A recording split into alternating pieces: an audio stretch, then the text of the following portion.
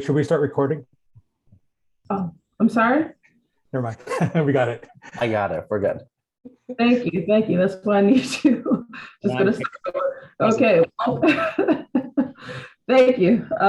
Welcome everyone to our ANC3F general meeting. It's May 17th, 7:02 p.m. now. I will now do calling this meeting to order and doing a roll call of our ANC commissioners. Commissioner David Castile, 3F01. I'm still here, thanks. Commissioner Alexandra Appa, 3F02. She's logging in right now. She'll be here in a second.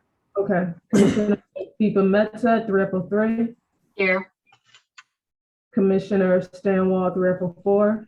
Here. Commissioner Monica Nemeth, 3F06. Here. Commissioner James Tenderick, 3F07. Here. And have we got Commissioner Alex Appa, 3F02? Not yet, but we've got a majority. Yeah, she'll be here momentarily. She said her Zoom is installing updates when she tried to log in. So. All right, thank you. So I'll move to approval of today's agenda. Excuse me, Chairman, Chair Yeah. David. I don't know if it's on it, but I'd like to add the support of Friends of Hearst Park resolution on this agenda, please. All right. Resolution of Hearst Park, okay. Friends of Any Hearst Park. Friends of Hearst Park resolution? Any other resolutions?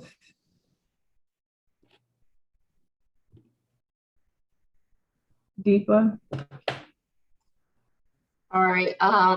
There may be another resolution. I think that that will depend in part on the conversation around the soapstone sewer rehab project. So I guess I'm saying we reserve the right to put one forward depending on the outcome of that conversation.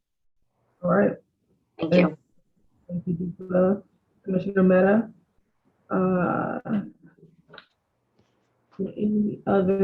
Anything else? And I'll just move to also just add the list of everyone who's attending the community forum. Just make sure that it's on the minutes for May, so that normally we don't show that in our community forum, but we should start doing that. Can I get approval of the adjustments to the May 17th, tonight's agenda? I move that we approve tonight's agenda as amended. All in favor say aye. We need a second first. Oh, second. Second, sorry. Thank you. Mhm. That was Commissioner Castile, that second? Yep. Commissioner Chan, one of us. Okay. All right, all in favor, say aye. Aye. Aye. Any objections? Any opposed? Thank you, and the amendment has been approved. Oops, sorry. Approval of minutes for the April 19th.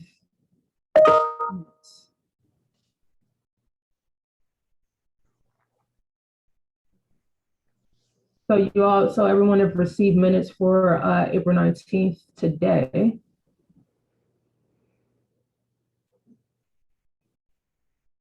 Are there any objections to the minutes for April 19th?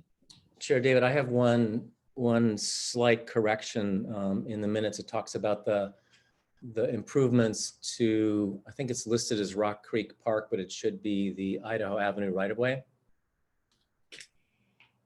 Mr. Chair, if I have a point of order. I mean, the minutes were included as part of the consent agenda. So by approving the agenda, we automatically approve the minutes. Okay, I didn't even mention the minutes at all. Okay. We do need to make adjustments to the minutes. I'll withdraw the suggestion if that's amenable to my fellow commissioners. All right.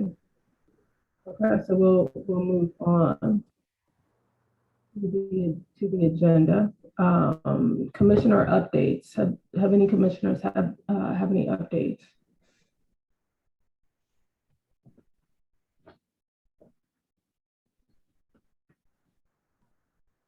I guess I'll start since I guess one update, that's some good news on the making Van Ness safer between Reno Road and Wisconsin Avenue. I mean, I think it was reported last week, they put up the 20-mile-per-hour stop signs, and we just got word a couple days ago from our wonderful DDOT representative, Christian Pinheiro, that they've got plans for putting raised crosswalks at both 37th and 38th Street. So that's some good news. And that's all the updates I have.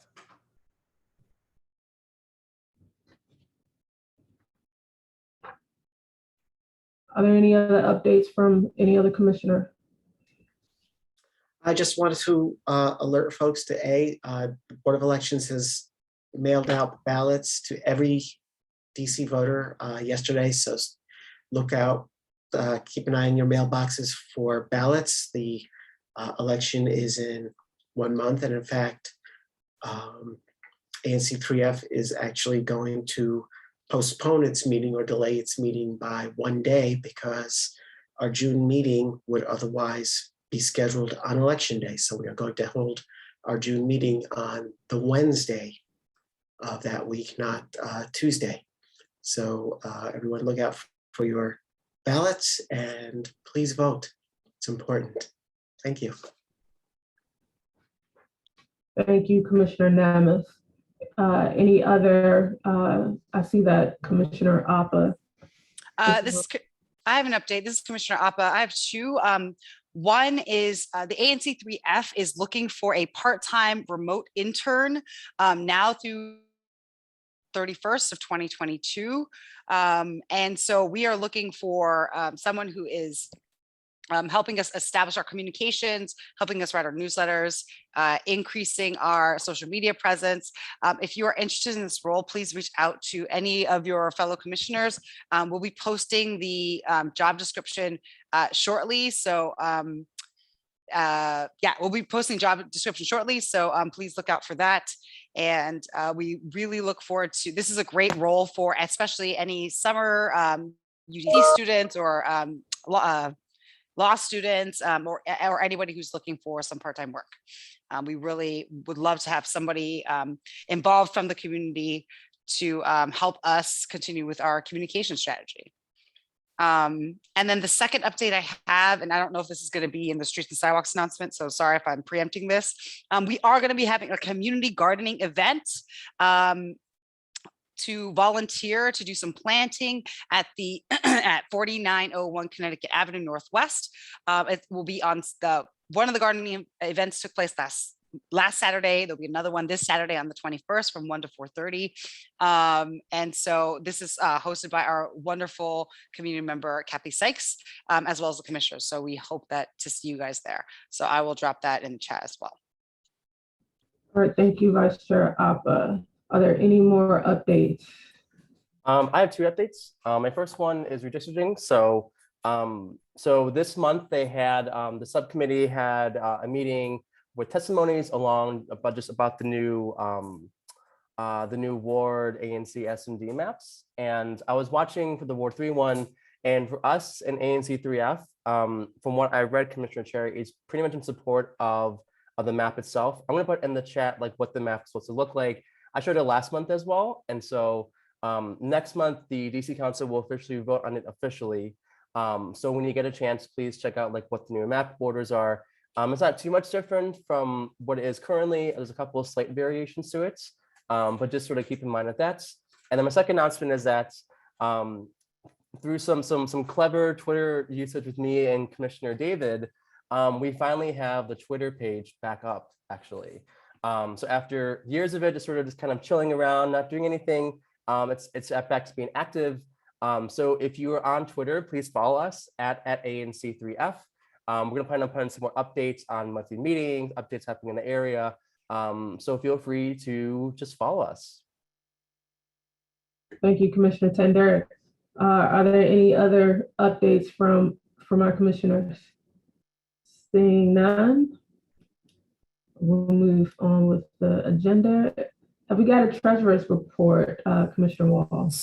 No, we didn't expend any monies during the month of May. Our next quarterly report will be for the period ending June 30th. That will report out in July. We will advance that one for approval. So that's it on our end.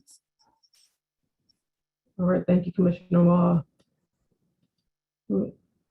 We're moving on now to committee reports. Have we got anyone from Streets and Sidewalks to give a report? Good morning, Chair. Good morning, geez. It's Paul Harrison, co-chair with Bob Daling, so I'm happy to give a presentation on our meeting last week. So, sorry for my awful glasses. I'll do this pretty quickly. We started with an update on the ongoing Connecticut Avenue study. The good news is that they are coming out soon with much more detailed sets of recommendations for the streetscape and other safety improvements for particular sections of Connecticut Avenue. And they are going to be having a meeting soon. They haven't announced it yet, but they will be having a meeting to share those with the community and have both an in-person and a remote Zoom opportunity to give feedback and engagement on those plans. So keep an eye out for those. They are also, as folks may have noticed, in the process of removing the markings on the street to indicate the reversible lanes, so that will be gone. And as they're doing that, they are putting in place new speed limit signs, reducing the speed limit on Connecticut Avenue to 25 miles an hour. Unfortunately, however, government takes a long time to do these things. So we are still looking at approximately a year of planning and 2 years of implementation for the study. So with that update, both David Crystal and Christine and Bob Daling continue to participate in that process. We did discuss the recent pedestrian that was hit and killed by a driver on Connecticut Avenue north of Military. I believe it's outside of our ANC, but we're trying to find out more information about what happened there and what the city is going to do and how to work that into the safety recommendations. As we all know, that's not that far from the recent Parthenon disaster. So people are getting hit by cars on the street and safety improvements are imperative. We finalized a draft resolution on the new DDOT street, street lighting contract. It's a private-public partnership. We have a resolution we're going to introduce later on today, so we'll come back to that. And as we previewed last month, we have developed a survey seeking community input on the intersection, the corner of 32nd and Albemarle, which folks will know is the entrance, the main entrance to the Soapstone Valley Trail. Obviously, that's hot in the news given the DC Water work there. So I'm going to put in the chat a link to the survey so people can fill that out if they so choose. Also, if you want to share it, if you have building managers or other folks you can share that with in the community, we welcome that. When we were developing this, Marlene Berlin noted that we've had trouble getting safety improvements on Albemarle in the past because it is indicated as a collector street rather than a local street, which also means that the speed limit on that street is not being reduced from 25 to 20, but being kept at 25. So that's part of our agenda to figure out how we can communicate with DDOT and get them to take a look at that moving forward. Speaking of speed limits, we are encouraging folks, if you see a 25 mile an hour speed limit sign in your community on a neighborhood street, please go to 311 and request that that street sign be replaced. Unfortunately, DDOT does not apparently have access to a complete list of where the speed limit signs are. So it's helpful if you do the 311 request. Unfortunately, 311 does not allow you to request a new sign. So if you have a place where you think that there should be a speed limit sign, you can send that to either me or Bob or to your single member district commissioner, so they can send that along to us. We're going to try to collect a list of these and share that with our DDOT reps to get more speed limit signs up. Two more quick things. One, the issue of Broad Branch and pedestrian safety and bicycle safety continues to come up there. We all know that Broad Branch is planned for a major reconstruction, but that's not going to happen for several years. So on our next Streets and Sidewalks Committee, we're going to talk more about interim safety measures that might be put in place on that street. So again, if folks have ideas or want to participate in that conversation, feel free to reach out to me or to Bob. I'll put our emails in the chat. And lastly, we did have some time to talk about the fact that there is a good amount of pedestrian safety, bicycle safety, street redesign conversations happening in the city council, but it takes energy and someone to focus on keeping up with those. So we're going to be looking for someone to help us with that. So if anybody does follow that, wants to participate in Streets and Sidewalks, we would welcome you. Again, just reach out to me. So that's our report. Thank you. Thank you, Paul. Have we got anyone with the Parks and Watershed Committee? Hey, Commissioner David, this is Christian Pinheiro from DDOT. I'm not sure if this is probably where it would be best for us, but I do have some colleagues of mine from both DDOT and Parsons to do a really brief 5-minute short presentation on the Cleveland Park Drainage and Watershed Improvement Project. So I'm not sure if this would be the place for us to go, but wanted to get your confirmation to see if that was good.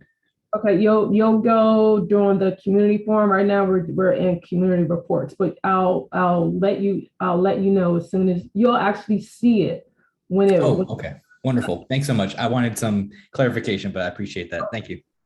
No problem. Have we got a representative from Parks and Watershed Committee or any ANC commissioners who can speak to Parks and Watershed Committee with any updates? None. Have we got a representative from School and University Committee? This is Erica Rosenberg. I am here, Parks and Watersheds, but I could not get in on my computer, so I'm on my phone. Sorry. Okay, no worries. Are you still trying to get in on your computer?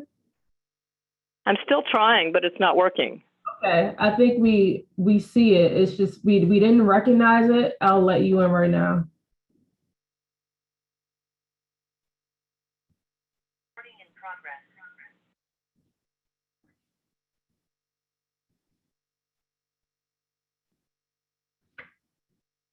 While we're waiting, we'll move to schools and universities.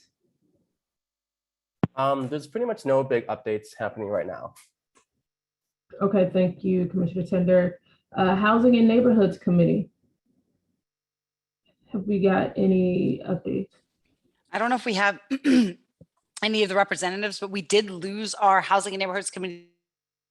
We are looking for a new chair for the Housing and Neighborhoods Committee. So, or if there are other members on that committee who would like to step up to become the chair, we would very much appreciate it.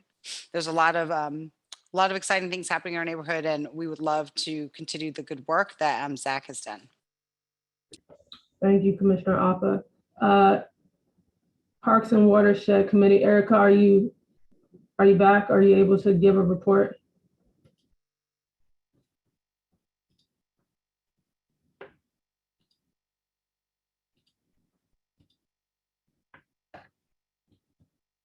Okay, we'll just come back to Erica when she comes back on.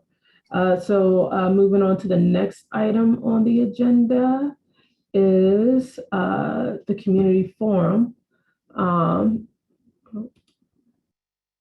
So we'll start with, normally our community forums is open to everyone, but I knew beforehand folks that will be speaking tonight. So in this order, I'll start with, we'll go to UDC, Van Ness Main Street, the Northwest Neighbors Village, DDOT, DC Water, Department of Energy and Environment, and then we'll go to Almoker, Amir.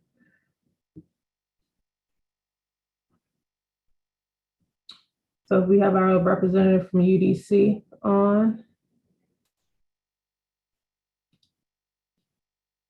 Normally we have her on. Anyone from Van Ness Main Street? They're normally on. Northwest Neighbors.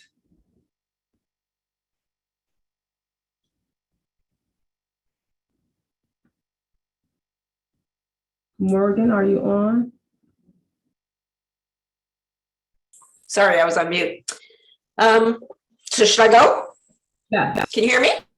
Yes. Okay. One. Hey, this is Morgan Gopnik from Northwest Neighbors Village. I recently met with Claudette just to kind of talk about what we're up to and what we're trying to accomplish in the next year. And it kind of dawned on me, which is kind of silly, that there are an awful lot of people in our neighborhood who do not know about Northwest Neighbors Village. So I asked to just have a few minutes to just bring you up to speed. Maybe some of you have heard of us. We were founded about 12 years ago. We're part of the nationwide village movement, which is an effort to help seniors who are trying to stay in their neighborhoods and their homes and not go into institutional settings, but need a bit of extra help. So Van Ness up to the district line and going through this ANC, Forest Hills and Van Ness, and Sorry, Morgan, you're breaking up. and as well as a lot of other, don't know what to do about that. Okay. Is it okay now? Yeah. We can hear you now. Okay. So we have a core of very dedicated volunteers who do all kinds of services for older adults in our area. Drive people to doctor's appointments, help them with grocery shopping, help them around the house, safety checks for their houses, anything that will help an older person stay within the community and not feel that they have to move to an institutional setting. We have been steadily growing, but we realize that we are not reaching all the seniors who could be benefiting from our services. We're mostly focused in Chevy Chase, a lot of folks in Friendship Heights, DC, AU Park, but we're missing a lot of folks from maybe along Connecticut Avenue, maybe from the apartment buildings.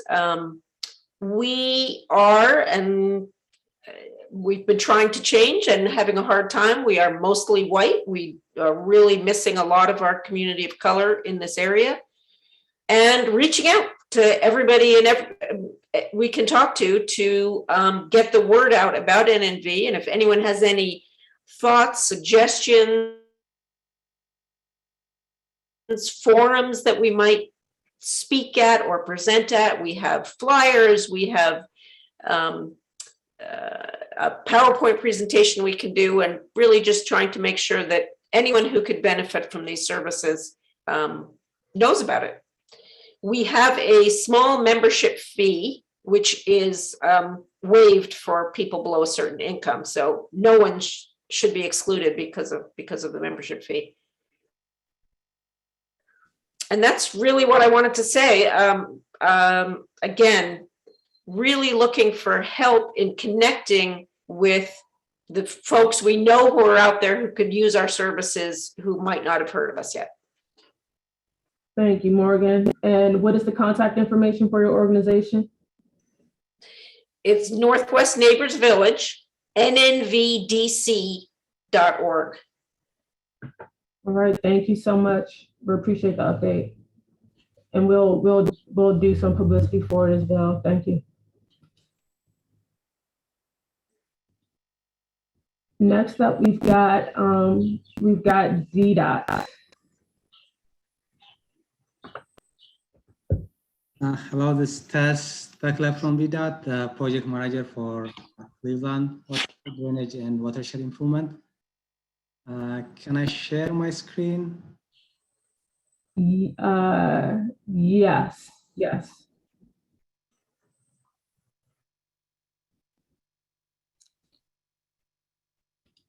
Tess, you want me to share my screen? I have the presentation open. Okay, sure. Go ahead. Commissioner David, would it be okay if I just gave a sort of quick 30-second intro over to the next topic here? Well, right now it is DDOT. Oh, sorry, excuse me. I heard DOEE, sorry. Oh, no worries. Apologies, okay. Can everybody see my screen? Yes. Okay. Tess, go ahead. Yeah, thank you, ANC3F, for providing us this opportunity. We actually did the same presentation with ANC3C yesterday on their monthly meeting. So Cleveland Watershed Drainage Improvement, the goal of the project is to mitigate flooding in the Cleveland Metro Station and then along Connecticut Avenue corridor. So the project is phased into two. Phase one, the design is complete and then the construction is underway.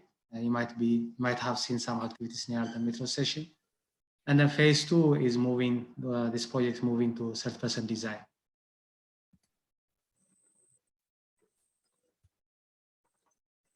The project area, I'll mention about the project and then Akash can go ahead on the details. The project area actually goes from Wisconsin to the Porter Street near the outfall, from east to west, and then from the south is Macomb Street, and then from the north is a little bit north of Porter Street. Yeah, Prakash, if you want to talk more about the details.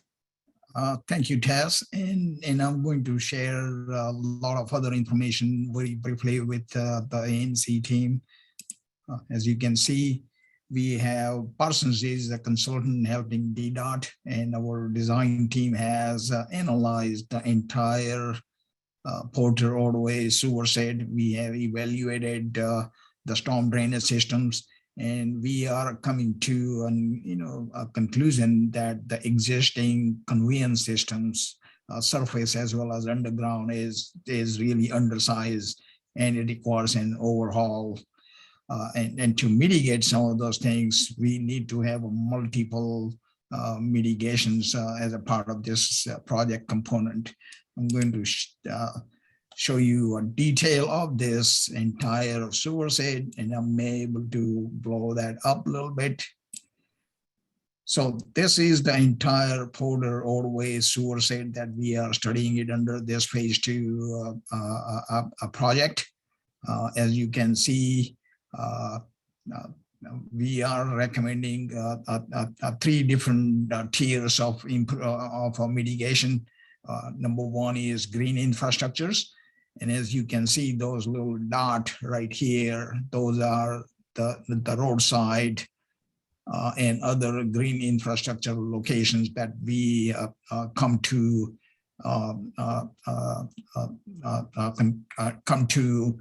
the point that these are the potential locations where we can do a green infrastructure installation.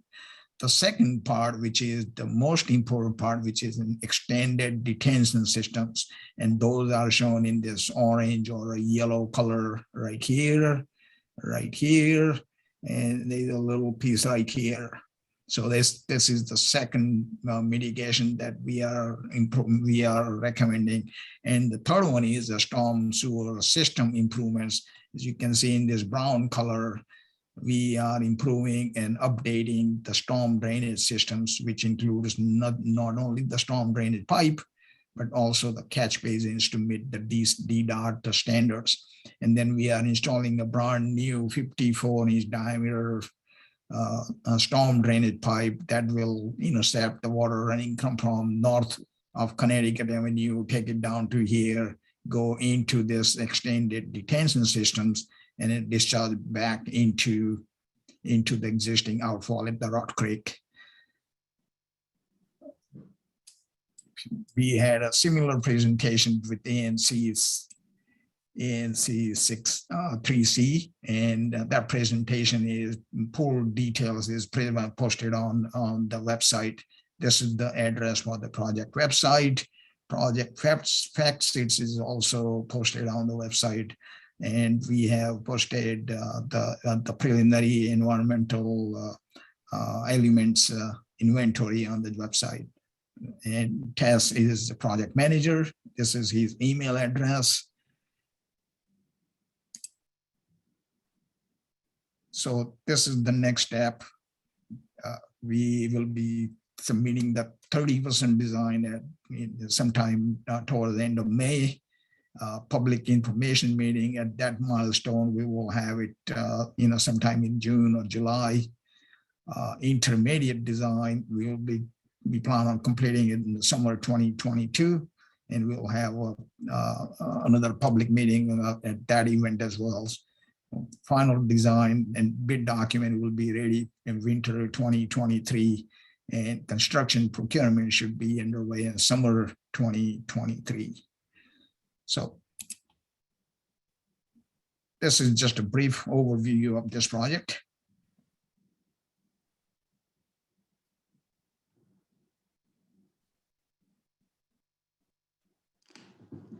I think you are muted. Oh, thank you. Thank you. I was just saying you had just like a couple seconds left, so I appreciate you. I appreciate your presentation. Yeah, so just to add on the Prakash explanation of the extended detention system. The extended detention system is actually an underground pipe with a diameter of up to 96 inch. So it will be completely within the alley. So what we are doing is we are taking some of the runoff from the existing pipe and then detaining it in the alley with that 96 inch, and then releasing it slowly to the existing storm sewer system. Okay, thank you. And those are shown in this orange color, this oversized extended detention system, number 1, number 2, and number 3. Okay, thank you. I now have to move on to our next presentation. Thank you. Thank you. Thank you. Thank you. Thank you. Our next presentation is now with DC Water. Commissioner Mehta, did you want to do introduction? Sure. Yes, sure. Thank you. I'll do a quick introduction of the next 3 set of speakers because it's all part of the same topic regarding the soapstone sewer rehabilitation and relining process. As many of you know, there is a much needed project underway to rehabilitate and reline over 6,000 linear feet of sewer pipes and to repair some outfalls within Soapstone Valley Park. DC Water has been leading this effort, so we appreciate their coming again to our ANC meeting and continuing to come throughout the duration of this project for brief updates at each meeting. Thank you, Mr. Elledge and team. Following Mr. Elledge and team, there will be also Mr. Orrs, Stephen Orrs, who is the chief of the permitting branch of the Air Quality Division of DOEE, to address the specific topic of how emissions into the air and into the lateral sewer lines will be handled during the duration of the project, and how they'll be reported out to the community, particularly to those folks who live and work directly adjacent to the park where the work is taking place. And last but not least, we have Mr. Mitchell Bear, who is not listed on the agenda, but is slated to speak tonight. He is an expert on some of these matters and has, has sort of been the consolidator of community comments and concerns around some of these topics. So with that, I will turn it over to you, Mr. Elledge. Thank you again for coming this evening. Absolutely, thank you. Can everybody hear me and see my screen? All right. Commissioner Mehta, thank you. As is maybe becoming habit of laying out specific issues that you're interested in hearing from us on, that is very helpful, and it lets us target it and within 5 minutes be able to answer those questions. You asked us on a couple of specific issues, for example, about project schedule, and then like you were just saying about the site monitoring for air quality testing, including the intervals and how we'll be ensuring that how we'll be monitoring for the laterals. So I'm going to share just a couple of quick slides, and I'm going to talk about the air monitoring part first, and then I'll go to the schedule. So this is a slide that we've shared before, but just to kind of walk through it a little bit. Is everybody seeing my cursor? If I circle this manhole like that, is that coming across? Yes. I might have to do. Yeah. You're good. Let me do this. So when we're lining, for example, from this manhole to this manhole, when the liner is running through these sections, these laterals running to the individual homes will have a plug, and then they'll have a clean out installed as well. So the entire duration of CIPP work that is happening, whether it's on one of these sections that has the lateral being lined, or if it's a section that doesn't have any laterals, we'll have this equipment on site doing monitoring. The monitoring will start before the CIPP works, and it'll run the entire duration of CIPP work being done, and it won't stop until the CIPP is complete. So if you look at this figure for a bit and imagine the path for sewer gases to get into homes, it's blocked by this plug. Inside the home, it's blocked by a P-trap that we're going to encourage everybody to make sure they fill their P-traps with water. But we also have this new clean out installed here that helps with basically preventing any vacuums that could blow water out of a P-trap. It also allows us to create our own monitoring point. So what we're showing right here is this PID, which stands for a photo ionization detector, will be used on site at that clean out, because any of those sewer gases would be coming up through that clean out instead of course, getting across that plug or across the P-trap. So we will be monitoring each of those laterals during installation using this PID.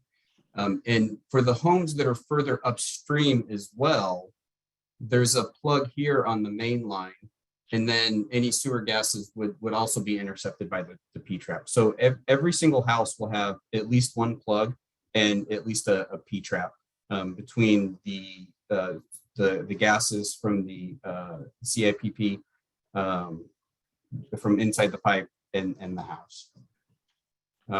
You had also asked about the intervals. We'll be doing it the entire duration. A little bit about schedule. My slides are not advancing.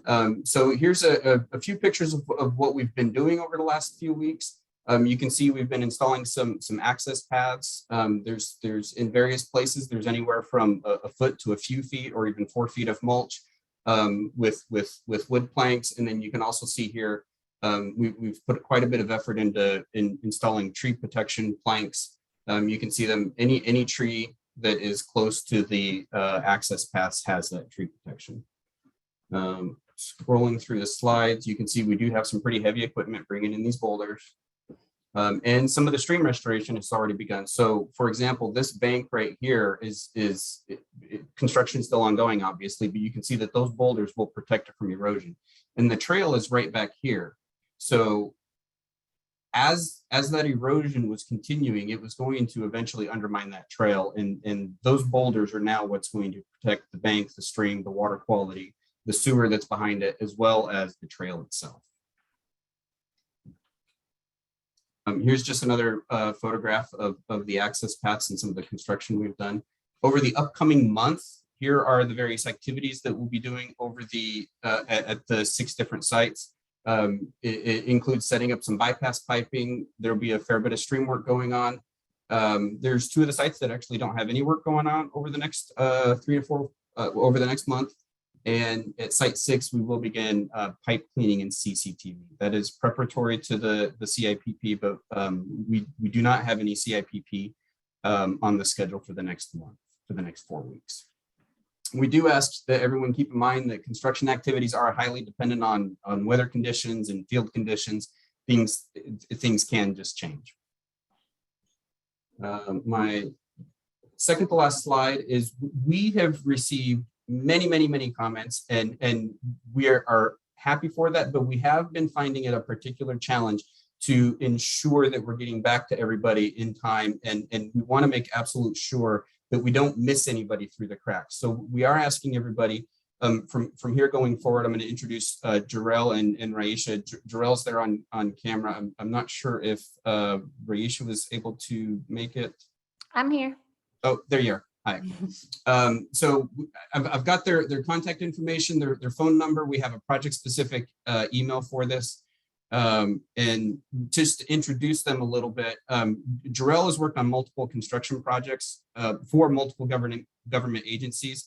For DC Water alone, he's worked on multiple projects under the Clean Rivers umbrella, and he has a particular passion for cultivating relationships with ANC commissioners and other community stakeholders. Raisha specializes in building grassroots connections. She's energetic, organized, and committed to community engagement. She has supported DDOT and DC Water on a wide range of projects. Her focus on community outreach and government affairs has allowed her to develop an understanding and sensitivity to public concerns. Her passion is building trust.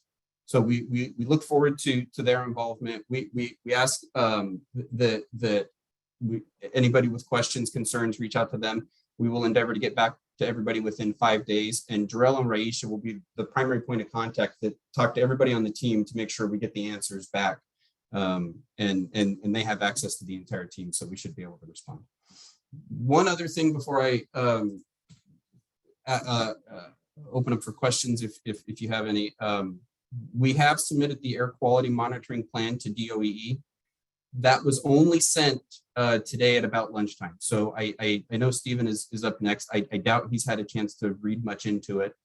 We just barely sent it today. We're happy to share it with commissioners as well. Emmanuel has a particularly busy schedule this week, with it being infrastructure week and a variety of programs with the mayor's office and the Biden administration. So he's not in this meeting. He was going to try and make it. He may actually be on by now, but he has that air quality management plan and will be sending it to the ANC commissioners, hopefully later tonight, maybe early tomorrow morning as well.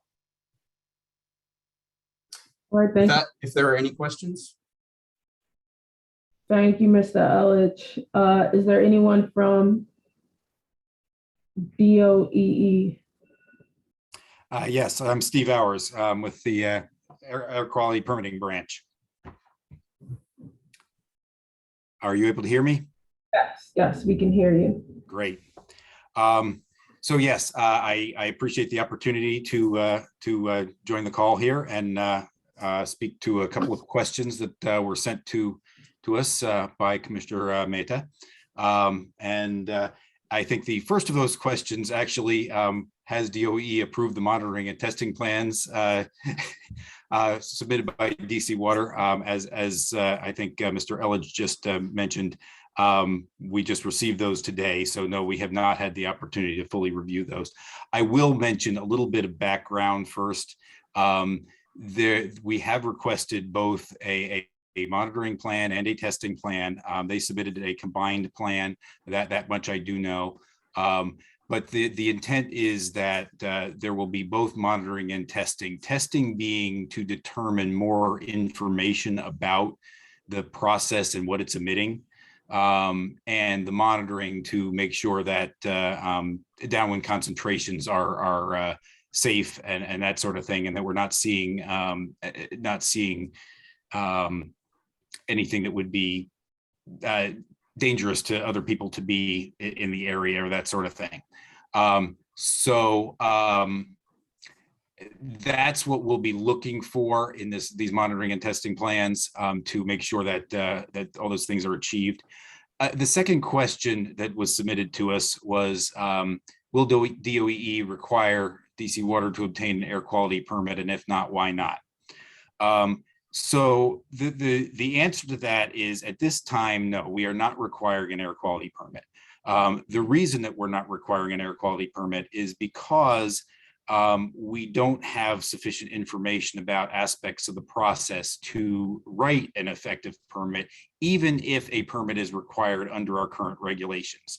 And we have to get some further information, first of all, to determine if a permit should be required for this type of process.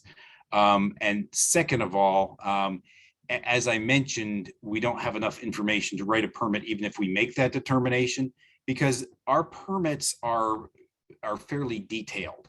We establish emission limits. We establish that's a key aspect of it, is establishing emission limits. And when we don't have sufficient information to do that, we can't reasonably write an air quality permit. However, what we can do is we can require monitoring and testing.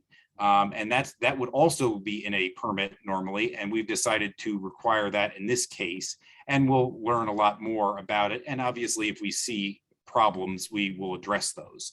But please do be aware that we are very much looking over this process. Finally, the last question that was submitted to us was, how will air quality concerns from the running of diesel trucks for several hours each day be monitored or addressed? I'd like to get some clarification if I can. Are you talking about a particular diesel truck? Like, are we talking about the refrigeration truck? Or are we talking about just in general trucks that are hauling things in and out? Can that be clarified to me? Sure. We're talking about any trucks that emit diesel that are working at that site for extended periods of time. I don't have visibility into the truck schedule or what kind of trucks they are in particular. So rather than guess at what kind of trucks we're talking about, I'm asking you guys, the information holders, to address. Maybe you could tell us then, Mr. I can address a couple of which trucks will be there and how long they will be running, and how the diesel emitted from those trucks will be managed in terms of air quality. Okay, so yeah, I can definitely address that then. There's a couple of different things. We're mainly going to be focusing on our engine idling regulation.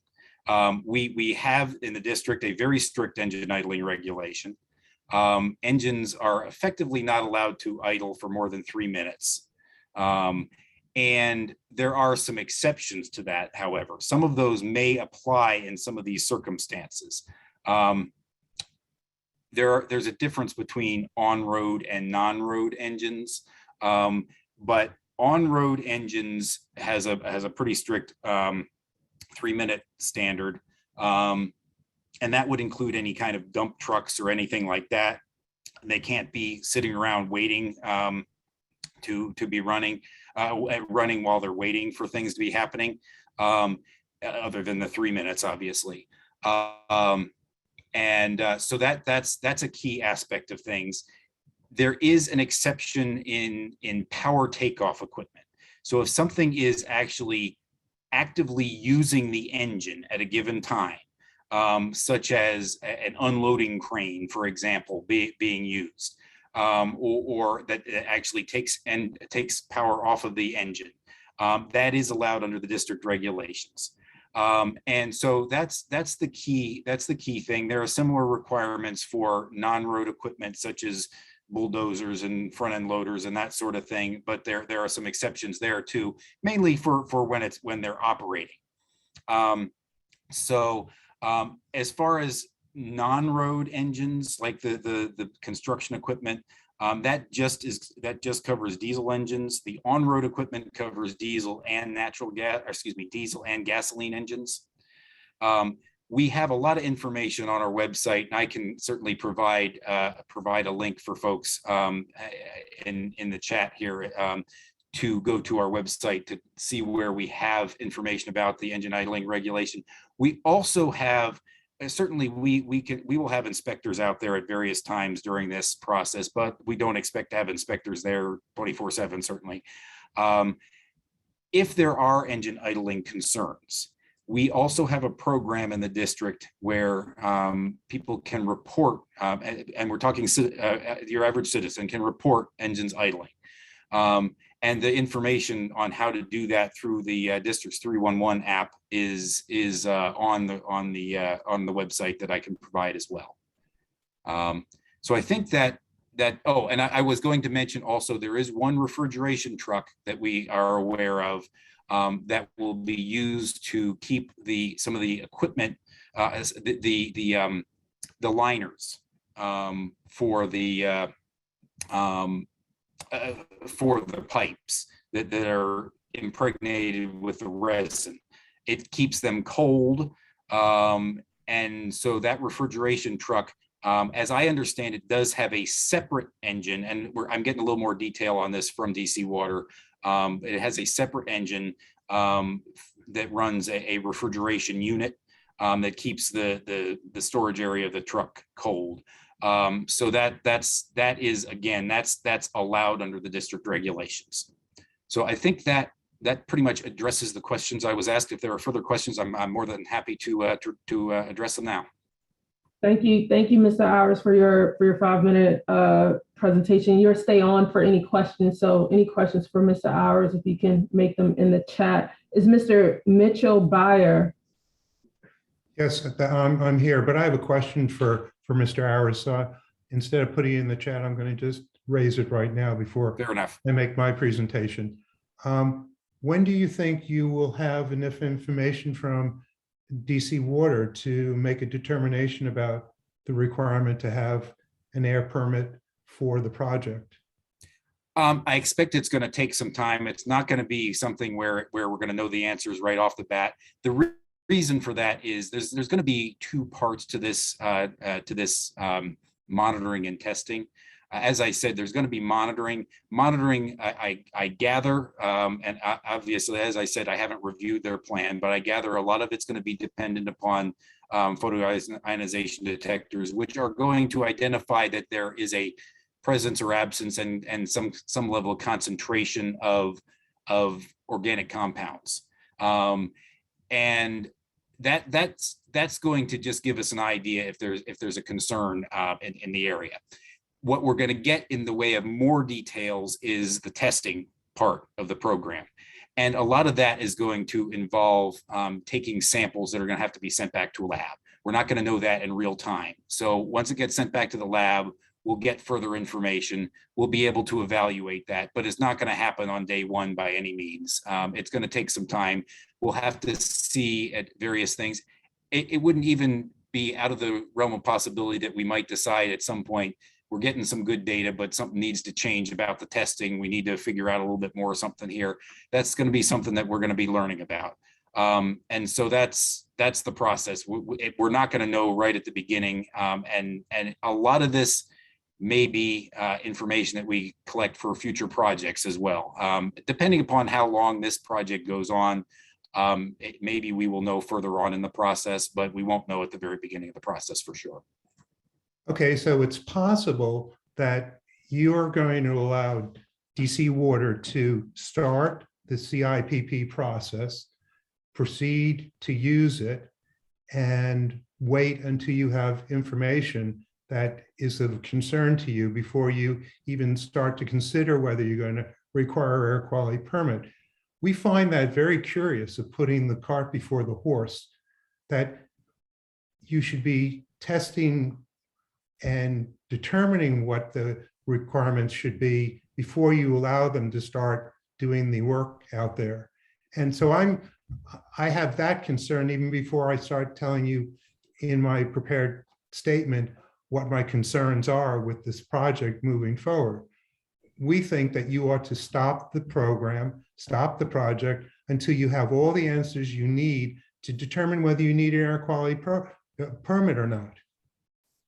And I understand where you're coming from there. And we have done a bunch of research, and DC Water has provided us a bunch of information as well. And the fact of the matter is that it appears that there just isn't sufficient information to do that. So what we have effectively is we have a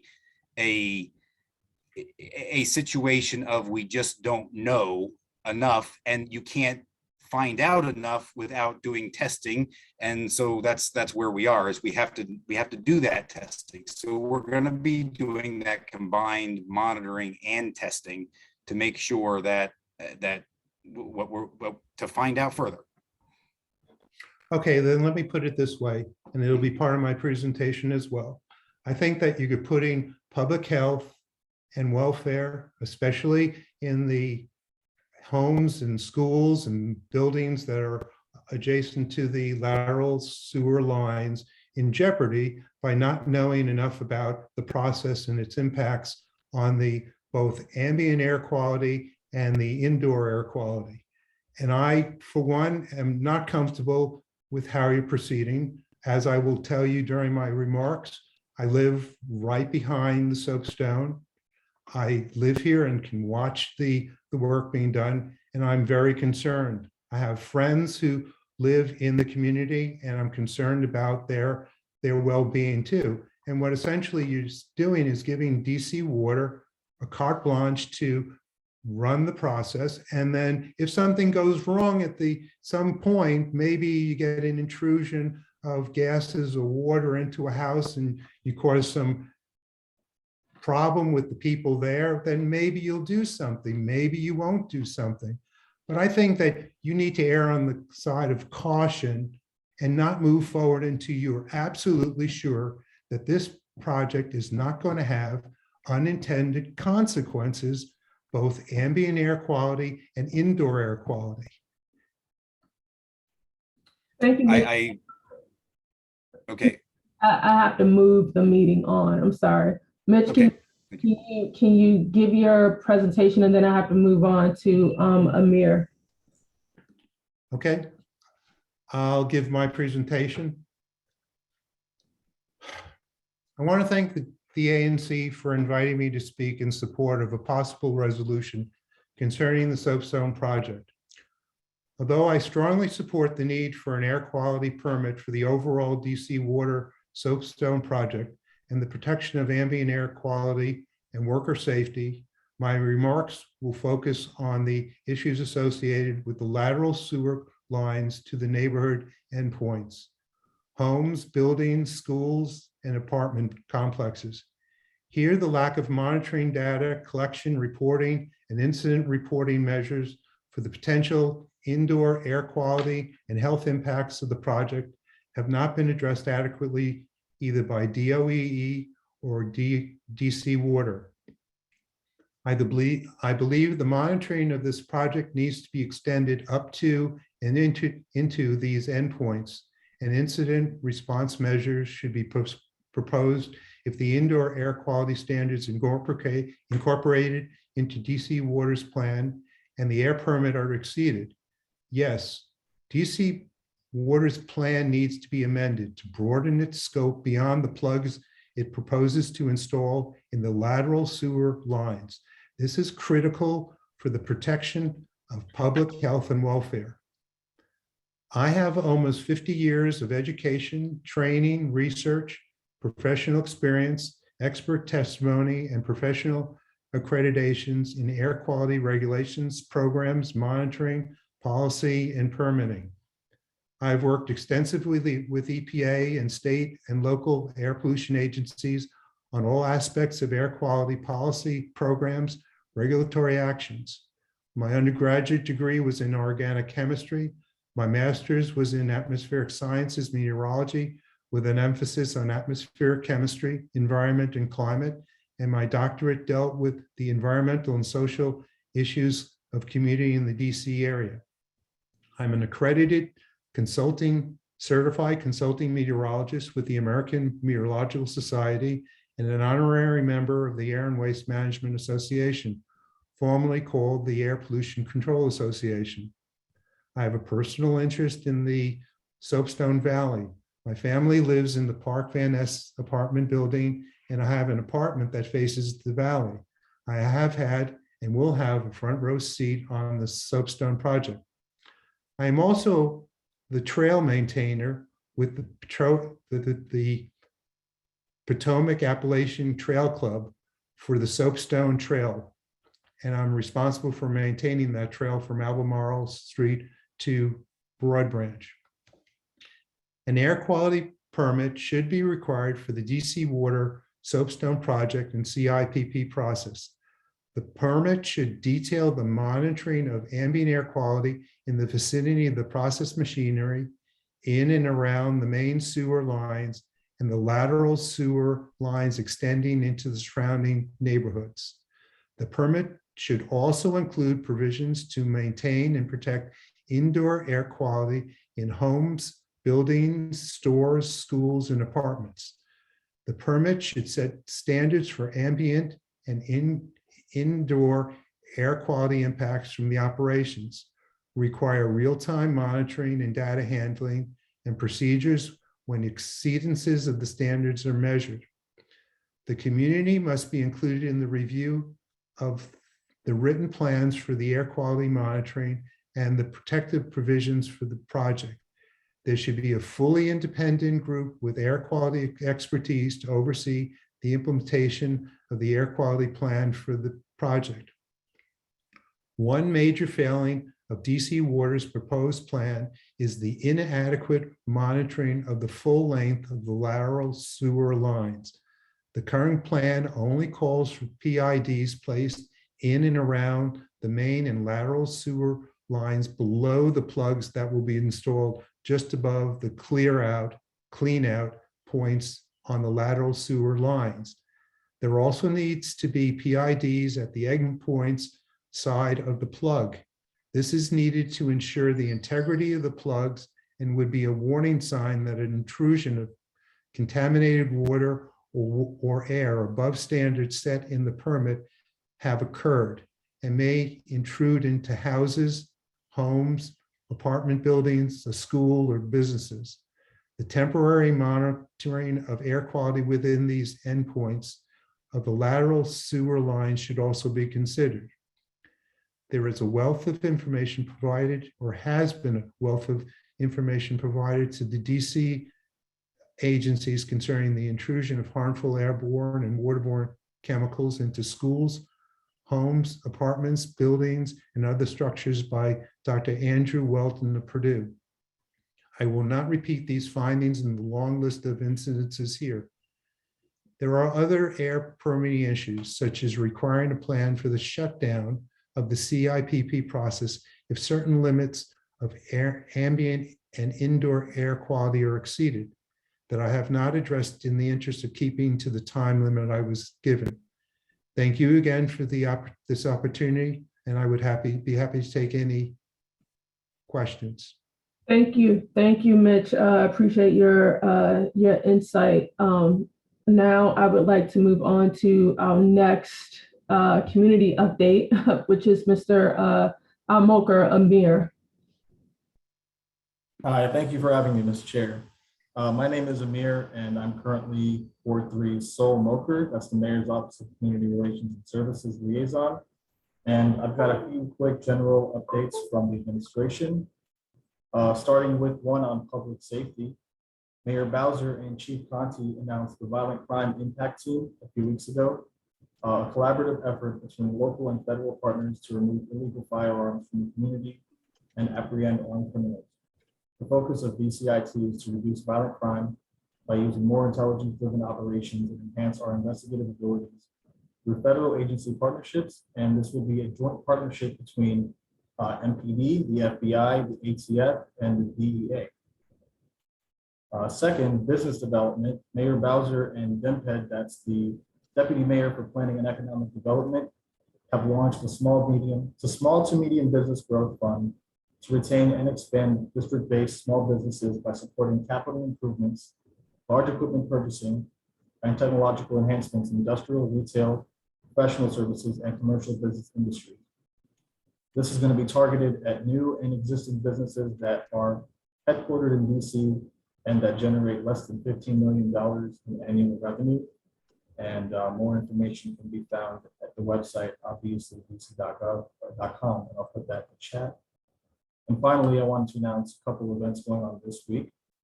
This Thursday, we're celebrating Infrastructure Week by bringing in new housing and amenities along the Anacostia.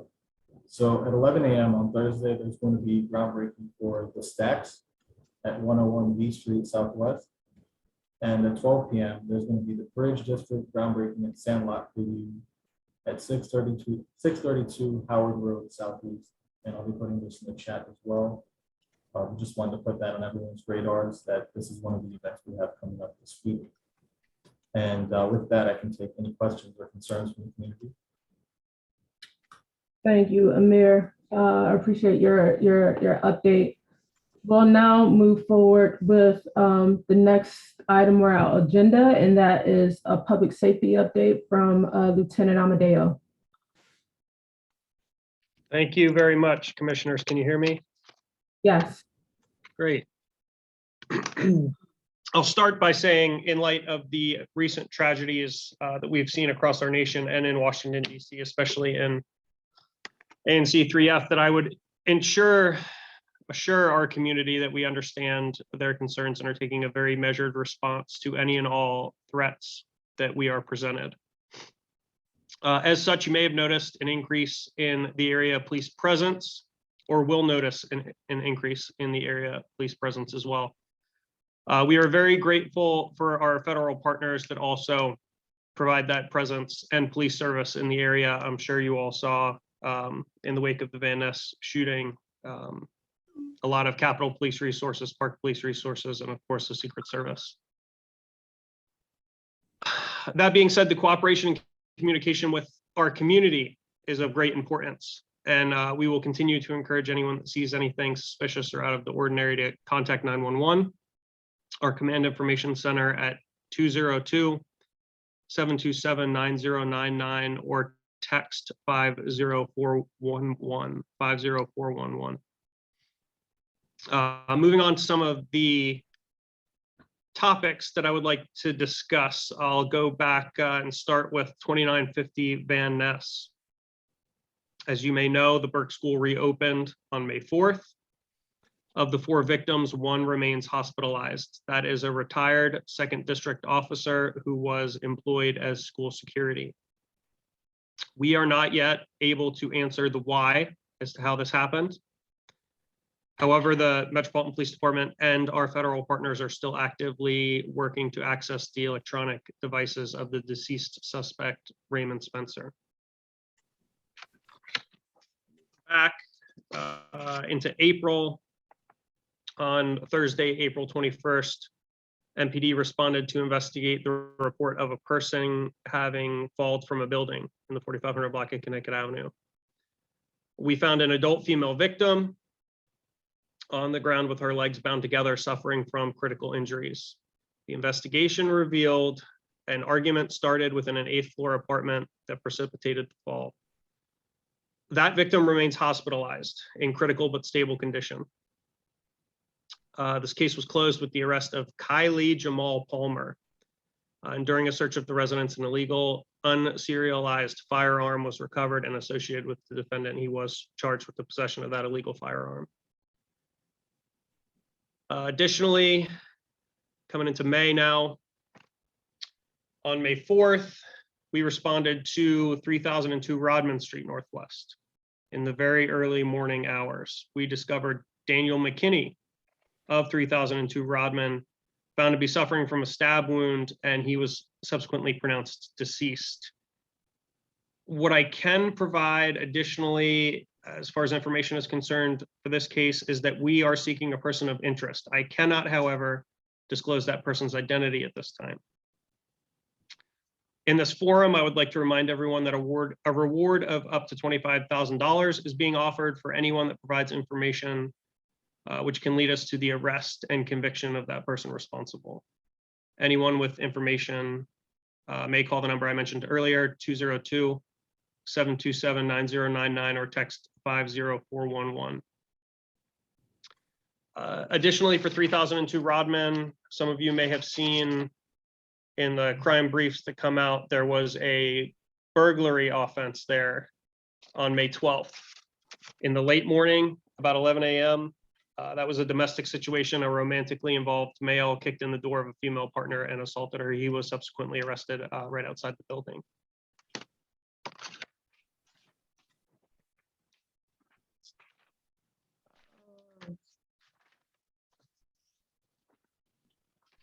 Commissioner David, you had mentioned touching on the incident at the Peruvian embassy. I can confirm that that investigation is being handled by the State Department and the United States Secret Service. The MPD, however, is investigating the officer-involved shooting component of that. But as far as the burglary, the destruction of property, or anything else pertaining to the offenses at the Peruvian embassy, the primary investigative authority would be the State Department.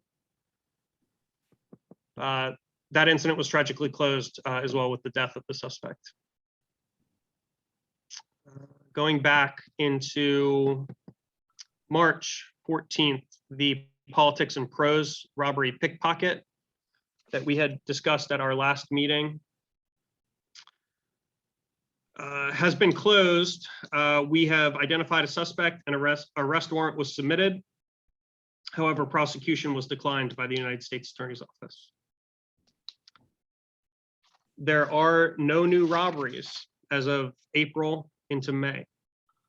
Excuse me, sorry, Lieutenant Amadeo, this is Commissioner Appa. Just for the prosecution was denied. Can you? We can't hear you. I think I've lost half of you, but I imagine you would like the information about the declined prosecution to be expanded upon. Yes, that's correct. This is Commissioner Appa. Sorry. Hopefully. No, it's okay.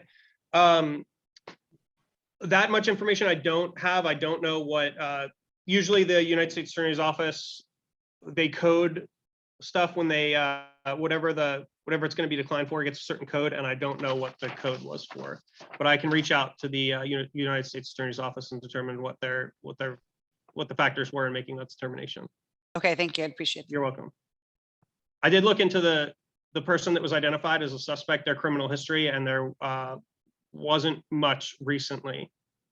I wanted to know if he was active or had any ties to our community, and there was none that I could discern at this point. Okay, thank you. I will find out why the prosecution was declined. Thank you. That's helpful. You're welcome. Before I move on to statistics, I just wanted to mention I met with the Mr. Matthew Meyer of the Attorney General's office this afternoon regarding nuisance abatement, and within ANC3F, I think we're at 4 properties at this point. The Days End, 4400 Connecticut Avenue, 3003 Van Ness, and 2 more that are under review would be 3002 Rodman, in addition to 4500 Connecticut Avenue, but letters have not been issued. They are still under review for 4500 Connecticut and 3002 Rodman. If I may move on to statistics, Commissioner David had requested specifically statistics regarding assaults, and of those assaults which may have a domestic component, or rather a known party victimizing another. For misdemeanor assaults in 2021, that accounted for a domestic component for assaults 2021 in ANC3F or PSA 203, roughly the same boundaries.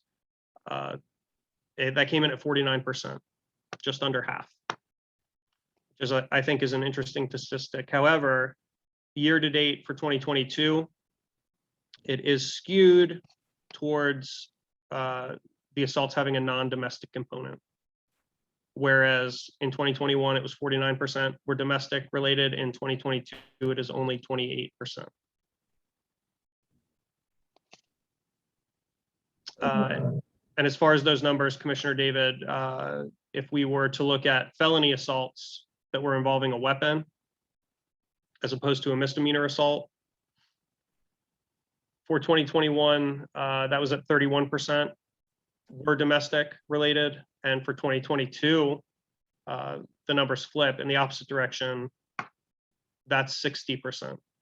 For 2022, 60% of the felony assaults that have occurred within 203 have had a domestic component.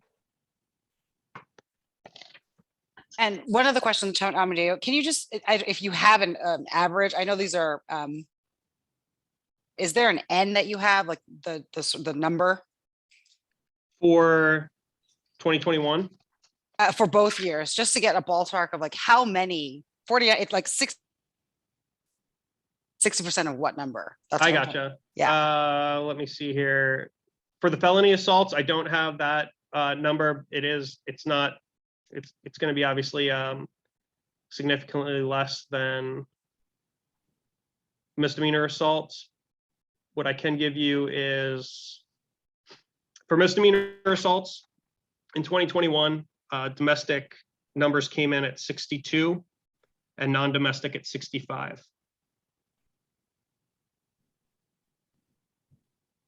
For 2022, the total number of domestic assaults year to date are 16 and non-domestic 41.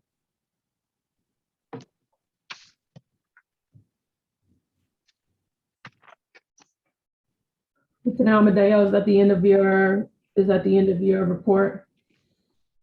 Basically, but from what was mentioned earlier, I could circle back to the pedestrian fatality, although it occurred outside of PSA 203 and ANC3F, to shed some more light on that. The pedestrian was standing in the roadway outside of the crosswalk just prior to 10 p.m.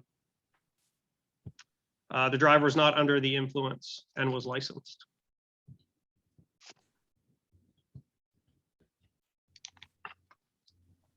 Thank you, Commissioner. Any commissioners have any questions? And then I'll go to Karen and then Kim. But I'll start with commissioners. I have one quick question. Following up on Commissioner Appa's question around the declining to prosecute for the shoplifting case, do you have any data on how many cases within the district have been declined to prosecute by the U.S. Attorney's Office? I do not. I know we do. We have our role in the criminal justice system, and any data that would be retained or accessible for declinations and prosecution would be retained by the United States Attorney's Office. Okay, good to know. Thank you. Any other commissioners with questions? Okay, I'll call on here now. I'll call on Karen and then Kim. Sorry, Commissioner David, more of a comment about related to, is that okay? Yes. Okay.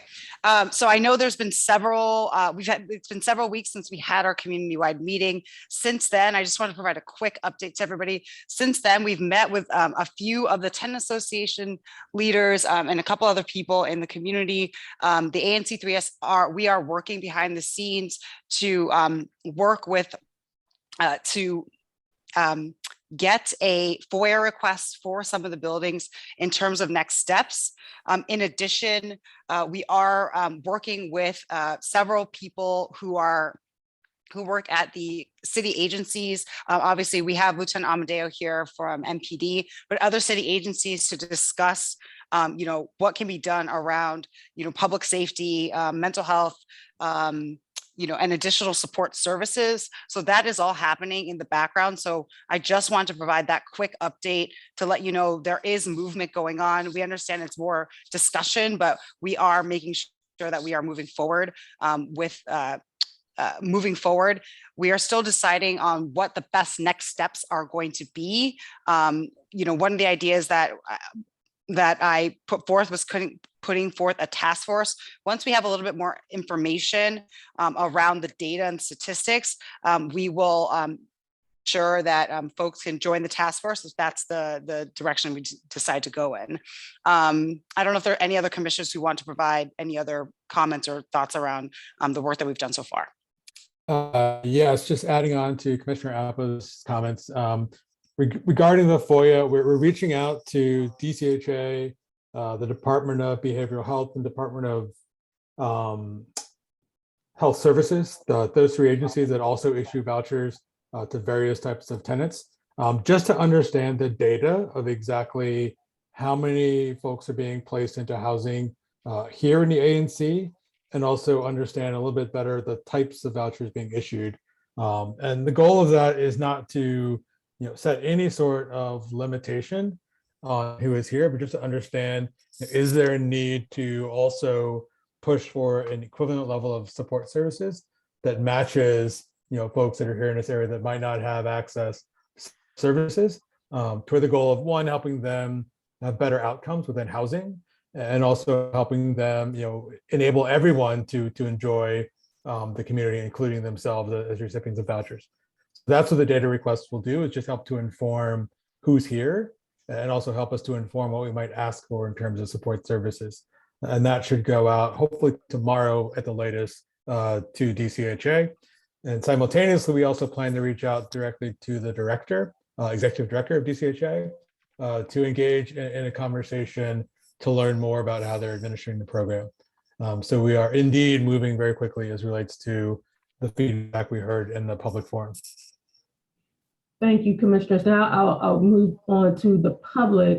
So I'll start with Karen, then Kim, and then Paul. Thank you very, very much. Can you hear me? Yes. Okay. So I hope you'll allow me to ask more than one question because so much information has come forward. Commissioner Wall, I want to thank you very much for the additional information about the nature of the FOIA request. Efforts have been made in the past to submit FOIA requests and obtain that information, and they were not successful. Explanations given were, oh, we don't have that kind of information. When clearly people somewhere in the city, and at the very least in the mayor's office, do have that information because it was made available to a reporter who wrote a story about Sedgwick Gardens in the Washington Post on page 1 in, I think, 2019, maybe 2018, 2019. And he was able to learn from his confidential sources, specifically in the mayor's office, that 40% of the residents at Sedgwick Gardens at that time who lived here as voucher holders, 40% had been assessed as needing support services, but they weren't getting them. And so that's another issue.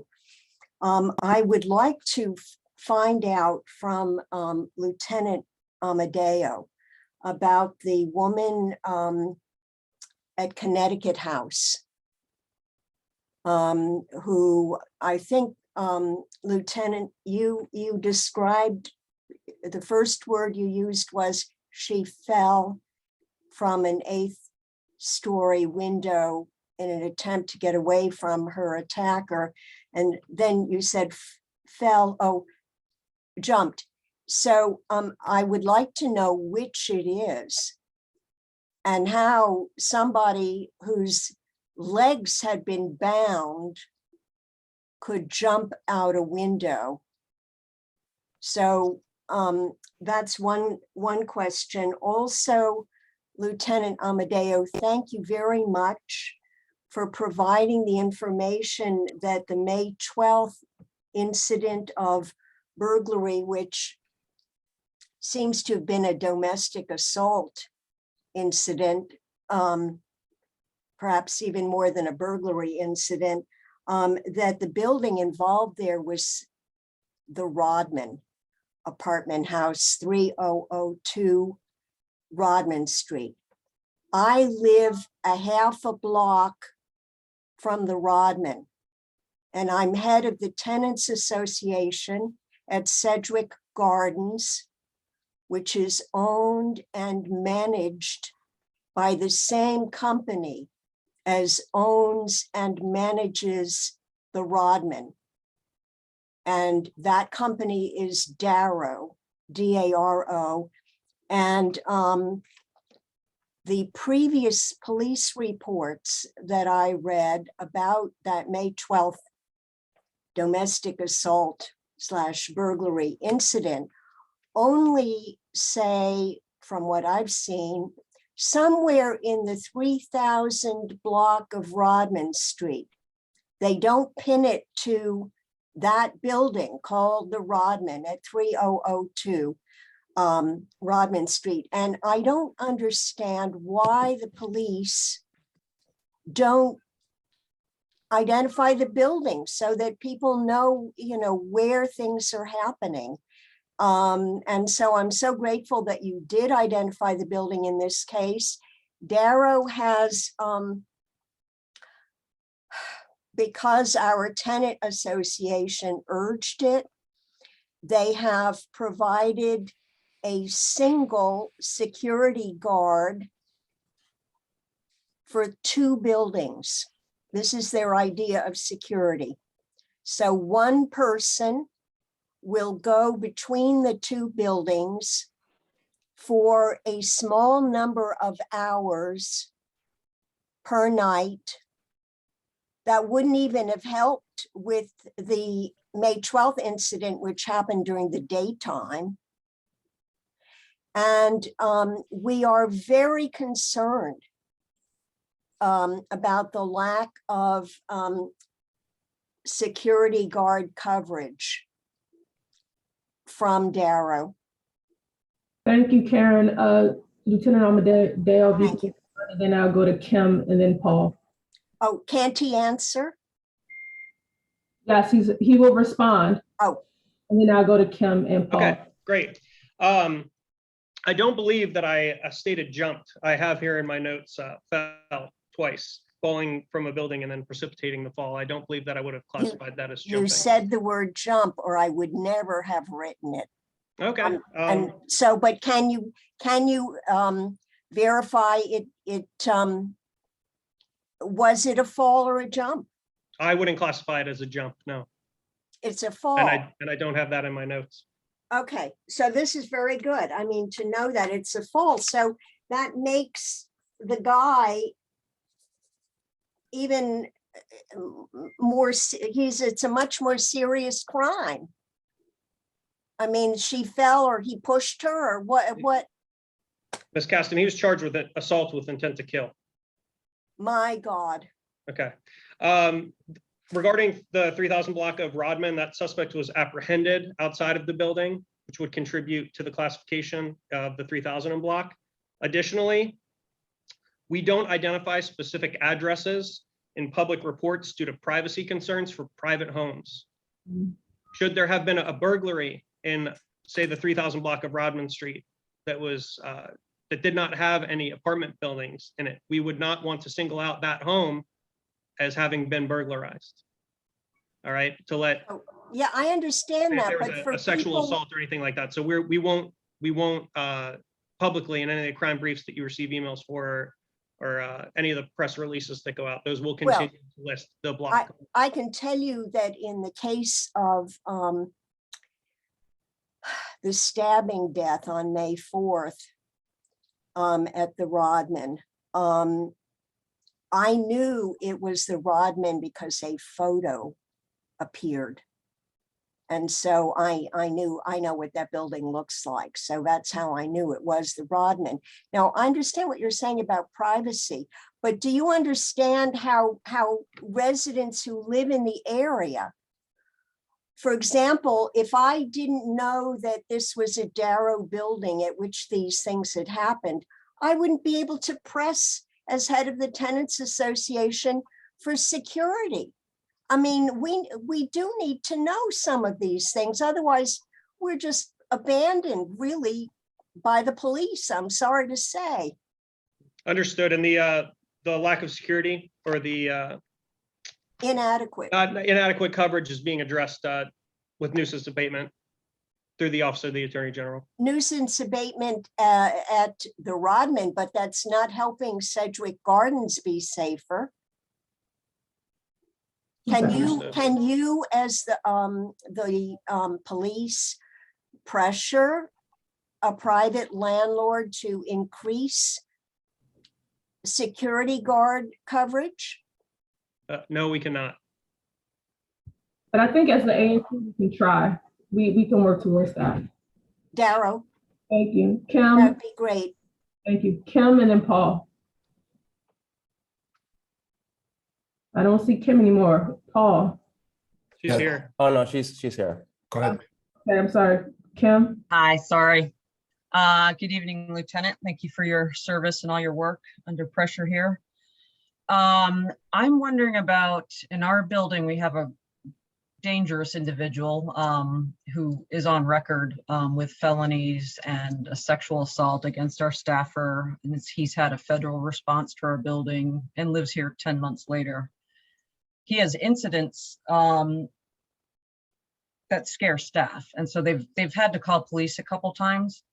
And the response has been slow. And I know that's not MPD's fault, but they don't know what to do in those situations while they're waiting. They're sometimes, you know, he'll steal something from a maintenance worker and there's sort of a standoff. I've called community response to speak about him in general, to have, you know, check on him. And I told the ANC last week, and I'm not sure you were on, but there was one person for the entire city answering the phone in the middle of the day. And she gracefully handled each call, but she had all these calls coming in and I ended up being 40 minutes into it. So if there's anyone in the mayor's office on the phone anymore, I mean, I don't understand how that's possible, knowing that MPD is under so much pressure and we have all these behavioral issues, yet there's no extra output in the behavioral health services. I also wanted to know if there's any plans being talked about for summer. There was talk about a substation in the neighborhood, possibly. If there's anything going on with maybe youth services. Our recreation center doesn't have a bathroom, but I had talked to Commander Bedland about maybe, you know, approaching the church and using that as sort of a camp spot, because there's probably a lot of kids that they're running around after school a lot without supervision. So it seems like camp or something close by, or at least a counselor would be helpful. And could you explain the non-domestic trend? And I have some ideas what that might mean, but does that mean there's more drug dealing going on and people are coming in and there's violence related to that? What are you seeing? And then my last thing is, the AG's office has been involved for such a long time in the neighborhood. And I remember talking to Matt Myers, and they said they would start, you know, increasing pressure on these buildings if things didn't happen. So I'm surprised that they haven't done more to put pressure on, unless we just don't know about it. But it seems like nothing has really changed. So thank you, and sorry for the long commentary. No problem. Amir is also on the line from the mayor's office, but I'll let Lieutenant speak first and then Amir from the mayor's office. I'll run through points on this and then I gotta run over and get a charger for my computer. All right, addressing your first issue with the problem tenants and incidents against staff members, I would recommend restraining orders or temporary protection orders, and then having that person go in front of a judge, and then we can use that as the first step. She has that, but okay. Okay. If there are any other violations of the law, those of course should be reported to MPD, and that would certainly help weigh during any hearings for protection orders. And I would ask if any of these issues and their continued occurrence amount to lease violations. If we were to engage the management company. Well, it's a condo. That's a big problem for us for condos. There are these offsite LLCs. It's almost worse because all the liability and costs fall on people like me, not a management company. Gotcha. All right. I don't have any information regarding substation. I can look into that for you. Regarding the domestic trends, that would non-domestic offenses would indicate stranger involved crimes. Right. Not so much it having to do with narcotics or anything in particular, not that I can speculate. No,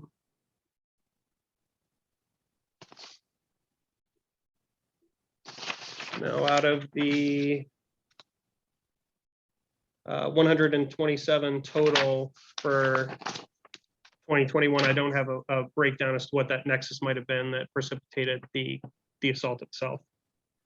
I was just wondering if you're seeing a trend, because I hear from neighbors all the time that they see this and that looks like a drug deal, but I don't think they ever report it. So I just didn't know if you're seeing anything.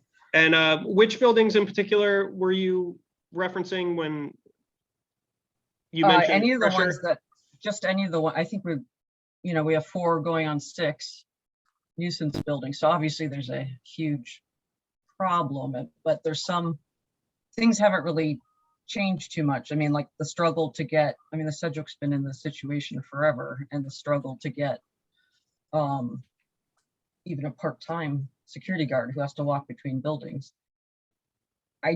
My understanding from the AG's office is that they could increase pressure and, take more and more steps, to put pressure on them. But when if and when it eventually goes to trial, yes. When the events that qualified for nuisance abatement are presented to a judge, hopefully prior to that, we can see the management companies come around and expand upon what they are willing to do and what we would like to see implemented. And then there could potentially be out of court resolution as well. Okay, thanks.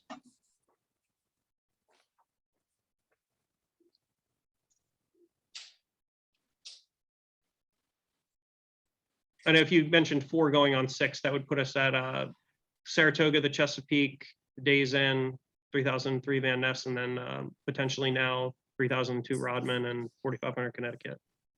Right. 6 total by my estimation. The smaller list might be who's not on a nuisance list, unfortunately. Small stretch of Connecticut Avenue.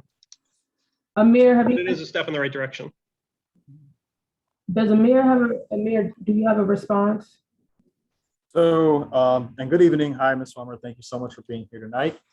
To address the point about putting pressure on buildings, we've also been working with DCRA to investigate which avenues we have in putting pressure on some of these buildings to offer the services that they're supposed to be. But with that said, could you please repeat whichever specific point you wanted me to address in case I missed it?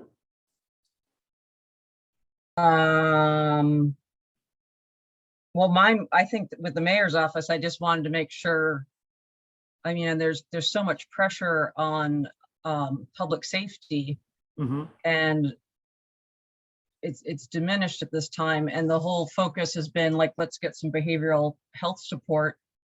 And this has been going on for a while. And, I make a phone call to the community response team and there's one woman there. That doesn't show me that the executive office is taking the issue that seriously, because I'm sure there's a lot of money in the city and it's an important issue. So it's just kind of surprising that. Right, I definitely hear that concern since you said there's an hour-long wait on that hotline. Well, it was 40 minutes, but 40 minutes, all right. Well, not a problem. I can engage with you privately because I do have a contact within DBH that I'm happy to put in touch with this. He works with the ANC and he's familiar with the area as well. He's kind of like a moker, but with DBH. So we can engage him privately. Please keep us in the loop when we're working on that. I can CC you as well. If you could do the team, if you don't mind. Sure. Commissioner. Yep. All of you. Kim, where are your questions? Did you get the responses that you needed to your questions? Because the only thing I guess we just didn't, because there was so much content. Has there been any discussion, Lieutenant Amadeo, about youth services in the area? I have not spoken to Commander Redleon about that in particular, no. Okay, thanks. Thank you. Oh, thank you for patiently waiting. So thank you. A quick question, Lieutenant Amadeo. Thank you for addressing the gentleman who was struck and killed on Connecticut Avenue. Can you say whether there was an analysis done of the speed that the driver was traveling at? That information has not come back yet, but it will be part of the investigation. It was investigated specifically by our major crash detectives that investigate all traffic fatalities. Thank you. All right, have we got any more questions from the commissioner? Any additional questions? Seeing none, are there any additional questions from the public? Seeing none, Lieutenant Amadeo, did you have any last words of wisdom?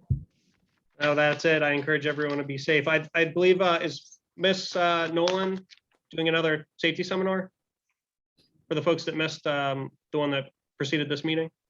Yeah, I don't know when her next one is. It's sometime this month. I will make sure that we do an announcement, social media, and get flyers up in apartment buildings as well. Good, thank you. So you're speaking on the crime prevention training? Yes. Yes. We'll make sure that that goes out. Thank you so much, Lieutenant Amadeo. Thank you. Thank you. Thank you. And moving on to the next item on our agenda, I will share my screen again. We have a couple resolutions that we will be voting, that we want to consider and vote on. Can you see the resolutions? Can you see my? Not right now, no. Can't see my screen right now? See you. Streets and sidewalks. I did see a second ago. I'm sorry. We saw the screen. Okay. Now we can see it. All right. So we've got streets and sidewalks resolution. That is Commissioner Christil or Commissioner. Yeah, I'll do a quick introduction of this one, and I'd love to turn it over to Mr. Harrison to talk through more detail around the work of the Streets and Sidewalk Committee. But ultimately, the city is undertaking a street lighting project that will update DC's old halogen lights and replace all of them with LED lights across the city. The goal of this resolution is to make sure that as they do that, and as they seek to obtain the great environmental and cost-saving benefits of operations going forward, but they also do so in a thoughtful manner with regard to the timing of the lights, the tone of the light, the temperature of the lights, and the brightness, to make sure it doesn't create any unintended kind of negative impacts in terms of light pollution. But would love for Paul to talk through in great detail about how the Streets and Sidewalk Committee landed on this resolution. Great. Thank you, Commissioner Wall. And I'm presenting this today for Julia Stevenson, who's one of our most active members. She couldn't join us today, but she is the force behind this, so she deserves the credit for this. I think you set that up really well.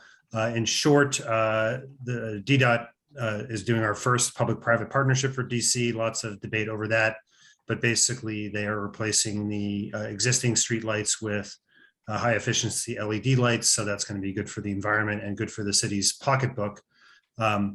The challenge is, or what Julie identified, is that they basically said, let's replace the existing intensity and spread of the lights that are out there. And the good news is that the system that is being installed by this company, Plenary, which is out of Australia, is highly tunable. So now we have a system that basically by default will be turned up to 10 all the time.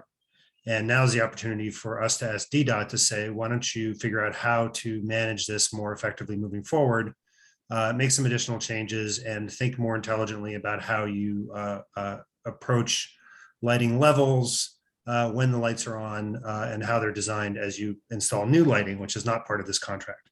So there's a lot of information, and Julia has a great fact sheet on this if anyone's interested.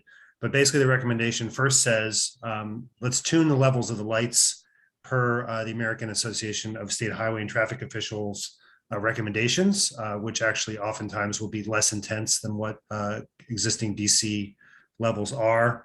To prioritize what's called lower Kelvin lighting. Everybody's familiar with the impact that blue lights have on sleeping patterns for people, but they also have a big impact on our biodiversity, our plants, animals, and insects. So let's see where we can reduce that Kelvin. to implement adaptive management capabilities. So, we don't have to have all the lights on all the time, all the places. And we can engage with the community to figure out when lights might be turned down or turned off to protect human health in homes and apartment buildings, but also biodiversity, and also reduce the amount of light that's shed off into the space. We've probably all seen these pictures of our big urban areas from outer space, and they're incredibly bright. And that's energy, and that's being lost and not of use. So we have the ability to fine tune this. Part of that is reducing, one of the recommendations is to reduce unintended impact. So uplight, light going up into space. Why are we paying to show the Martians where we are? Light trespass, that obviously has impacts on birds and bats and that sort of thing. Light trespass, that's light going sideways into homes and businesses that isn't intended. We want to actually have this light focused on the places where we need it. And also glare. So we talked about the gentleman who was hit at 10 p.m. There's a lot of glare that makes it hard for people to see at night when they're driving or walking, trying to walk safely. And the system can be tuned to reduce that. Incentives and accountability. So setting up a financial incentive, if the company manages to reduce levels, reduce energy use, reduce carbon use more, that should be financially rewarded. But also establishing a communication channel so that if citizens see a light that's not pointed in the right direction or is too intense, or honestly a place where lighting is missing, currently the 311 system doesn't have a way to process that. So we need to have a separate route for those kinds of changes to go in. And again, the good news is this new system can be responsive from a central place to these kinds of concerns. And then last, this is an opportunity to develop best practices for future investments. So as this 15-year contract runs out, there's a recommendation here that DDOT implement a pilot program, seeing where they can shut off street lights during certain off-peak hours where those areas are not used.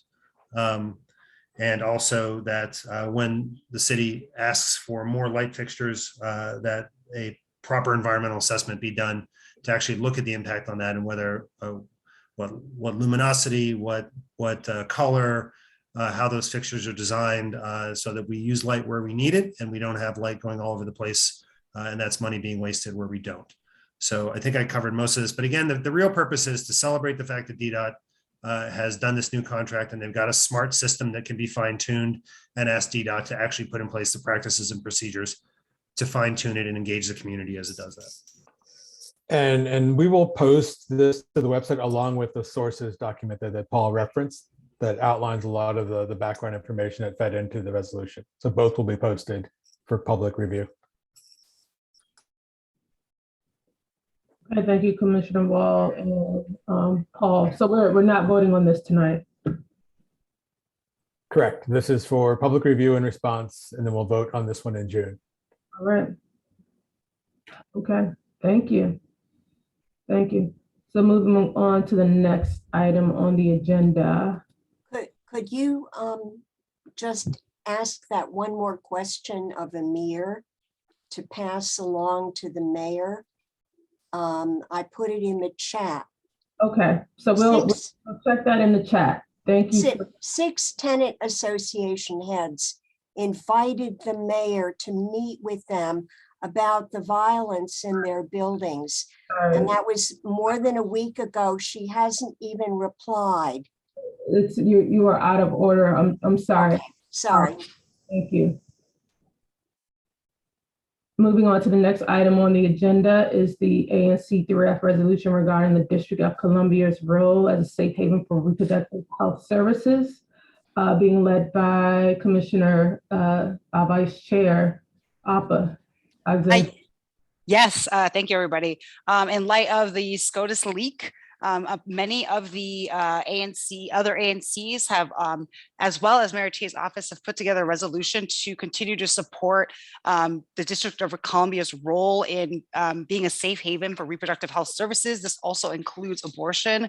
I'm going to drop in the chat the bill that we are urging City Council to consider and pass, which is the Enhancing Reproductive Protection Amendment of 2022. You can track that bill in the link that I just dropped. So I'm putting this forth as a resolution, and we will potentially, we would love to hear comments from the public, and we will consider those comments and then include those and vote in June. Thank you, Commissioner, our Vice Chair, Commissioner Appa. Next item on our agenda is the Friends of Hearst Park resolution. Hi, I'm Corey Levine. Oh, hey, Corey. Sorry, David, do you want to talk first? A little bit of intro. Yeah, I want to give you an introduction. So yeah, so this is a resolution in support of a new organization that Corey Levine is spearheading called the Friends of Hearst Park. Many of you know that the Hearst Park and Pool has been under planning for a while now, probably started in 2016, 2017. And through the work of neighbors like Corey, it's going to be a good community asset. And so this resolution essentially asks us to support the partnership between the Friends of Hearst Park and the city's Department of Parks and Recreation, so that this community asset can be here for the long term. So Corey, you're on. Okay. I just wanted to be really quick. I live about 2 blocks away from the park. I've been here for 10 years and watched it, evolve over this extended period that it was being under construction. It was a little bit delayed, but now we have this beautiful field. We have beautiful tennis courts. We have a beautiful playground, basketball court, and the new pool that is hopefully opening in 2 weeks. And the idea to start a Friends of Hearst Park organization has been in the making since probably 2019. And now I've done all of the unfun parts, and I'm ready to bring in community stakeholders and neighbors to participate and bring the community into the park, including, the local schools that we're surrounded by, the Brooks House, Transitional Living Center, like getting people out and together and knowing their neighbors. And I just want to thank David for his support, and also all of you, and hope that we can work together in the future to do more fun things. Thank you, Corey. So I know the commissioners have seen a draft of this. I think it's a pretty good effort to support. I don't think there's anything controversial. So therefore I'd like us to make a motion tonight on this so we can help Corey and the organization get going and working with the Department of Parks and Recreation.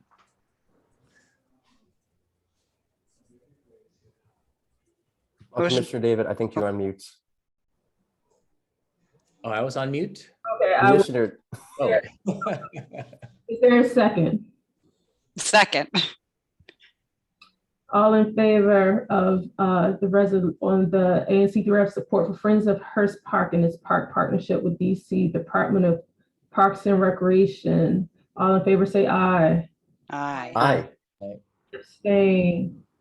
Any opposition? And the motion passes 7-0. Thank you. Thank you, Corey. Thanks for your efforts. Thank you very much. All right, now moving on to the next item on our agenda, being led by Commissioner Deepa Mehta. It's ANC3F resolution urging DOEE to require DC Water to obtain an air quality permit for sewer repair and rehabilitation project in Soapstone Valley Park. Thank you, Commissioner David.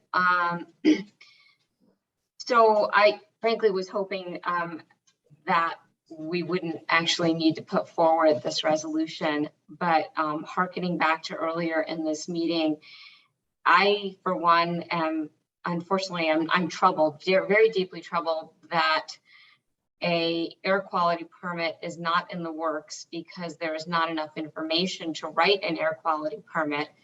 What I find troubling about that is that dearth of information, the logical conclusion by Mr. Hours and his division is that dearth of information means that the project should just sort of go forward without information.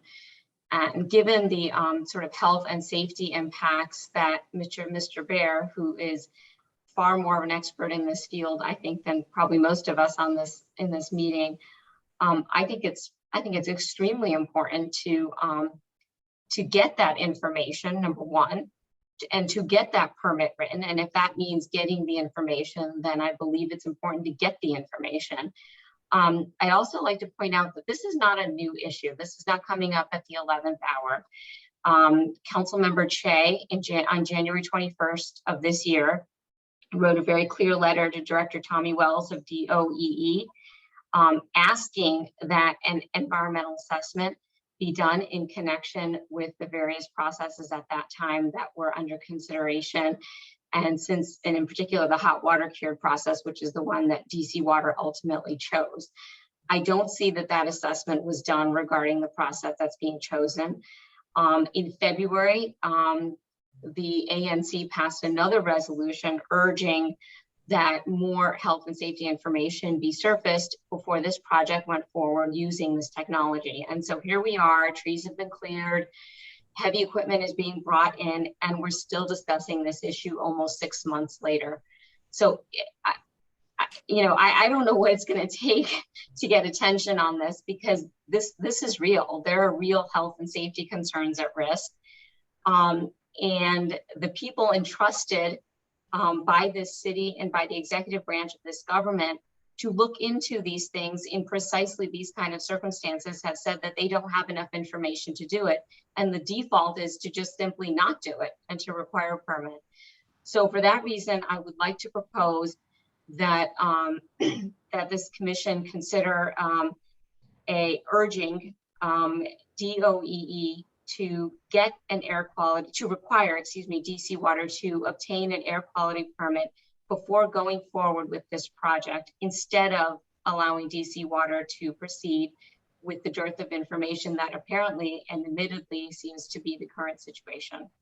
So on that basis, we are proposing that DOEE require DC Water to obtain the permit to prescribe an emissions monitoring testing process for both the ambient air quality into the open air of the project site, and as well as for the indoor air quality that that could be impacted via emissions in the lateral sewer lines. So I'd like to make a motion for that resolution, please. Is there a second? A second. All in favor for the resolution urging DOEE to require DC Water to obtain an air quality permit for the sewer repair and rehabilitation project in Soapstone Valley Park, say aye.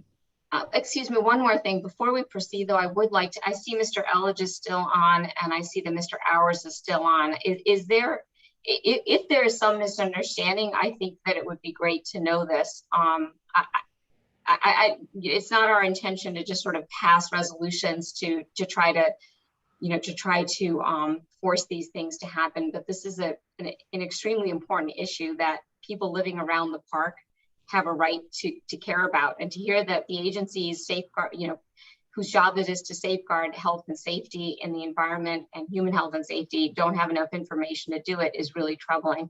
So Mr. Hours, is there anything you can add to this that would help us understand why this resolution isn't necessary? Sure, I can provide some further information. First of all, we can only require permits for things that are required to have permits under our regulations. And so if you have reason to believe that it is subject to a particular regulation, I'd be more than happy to hear that. At this point, we don't have enough information to determine that it is. And we can't just require a permit because we feel like a permit probably maybe should be required. It has to be required under the regulation for us to do that. Second of all, the other issue that we need to address is what will we put in a permit? And since we don't have sufficient information on the individual pollutants that are coming out, it's easy to say that you should have a permit with emission limits. But when we can't point to the specific emissions that are coming out without testing, and I will say that we are kind of on the cutting edge of this nationally. It is an old process. It has been around for a while, but I have asked around and I have not found another agency in the country. And I asked the National Association of Clean Air Agencies. I sent around a question for that. There hasn't been another agency that has responded that they do permitting for this type of process. So really, and I'll also mention that there are lots of different process chemistries for different versions of it. That not just one process chemistry for the hot water process and one process chemistry for the steam process, but there are lots of different process chemistries even among the hot water process things. And there just isn't the data out there to show what the exact things are. We have a pretty good reason to believe that things that it's probably not going to be very high emissions.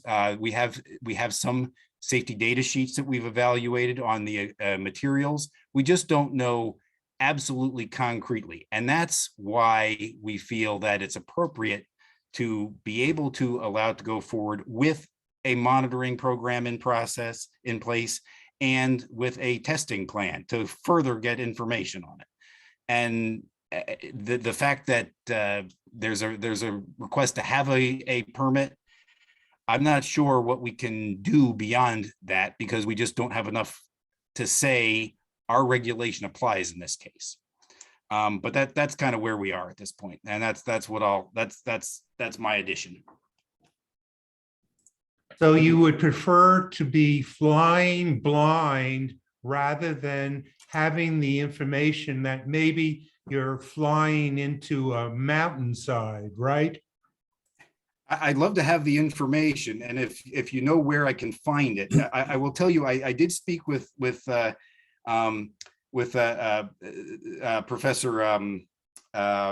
Welton. Well, I spoke with Professor. He and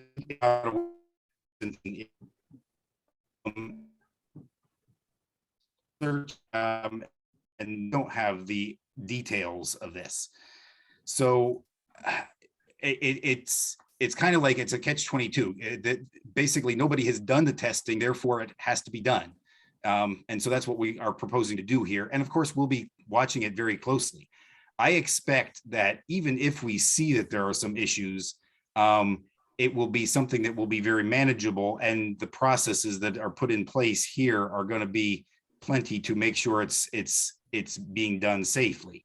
And we are, of course, reviewing what those processes are. All this is part of their proposal, and I have not reviewed that proposal in full yet. And the rest of the folks at DOE have not yet. And so we have certainly not approved their proposal at this point, but that's kind of where things are. Okay, then I have a question to DC Water. Would you voluntarily change your plan to comport with what we are requesting with regard to monitoring? Would you do that voluntarily? So a few thoughts. To answer your question specifically, I feel like we have adjusted our plan, and we're taking into a consideration best management practices, more so than anybody else in the country. As Stephen stated, there's no one else in the country that we can find that's obtaining air quality permits for this kind of work. We've gone away from the steam, which virtually eliminates any emissions. We've gone to a non-VOC resin. We are monitoring. Those are things that all three of those are above and beyond what the standard in the industry is. Because of the monitoring plan, we will know if those VOCs reach action limits. And if so, we have the plans in place to be able to respond to that, or we're developing the plans to be able to respond to that. We have done what we can do. We're doing more on this issue than anybody else in the industry.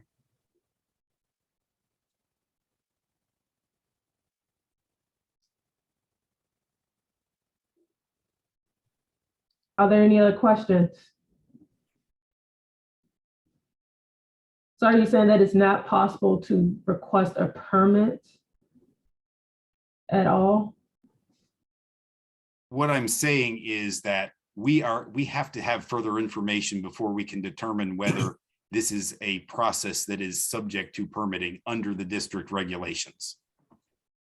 Yeah, I think what Mr. Hours is saying is that, of course, there is a permitting process for instances in which a permit applies, but that in this particular instance, Mr. Hours, are you saying that you are not clear on under what regulation an air quality permit would be issued? The issue is interpretation of definitions in 20 DCMR 200. That is the regulation that might apply in this circumstance. A lot of it has to do with whether this should be considered a stationary source. And that's something that we have to have further information on to determine if it really is. And we just don't have that information at this point.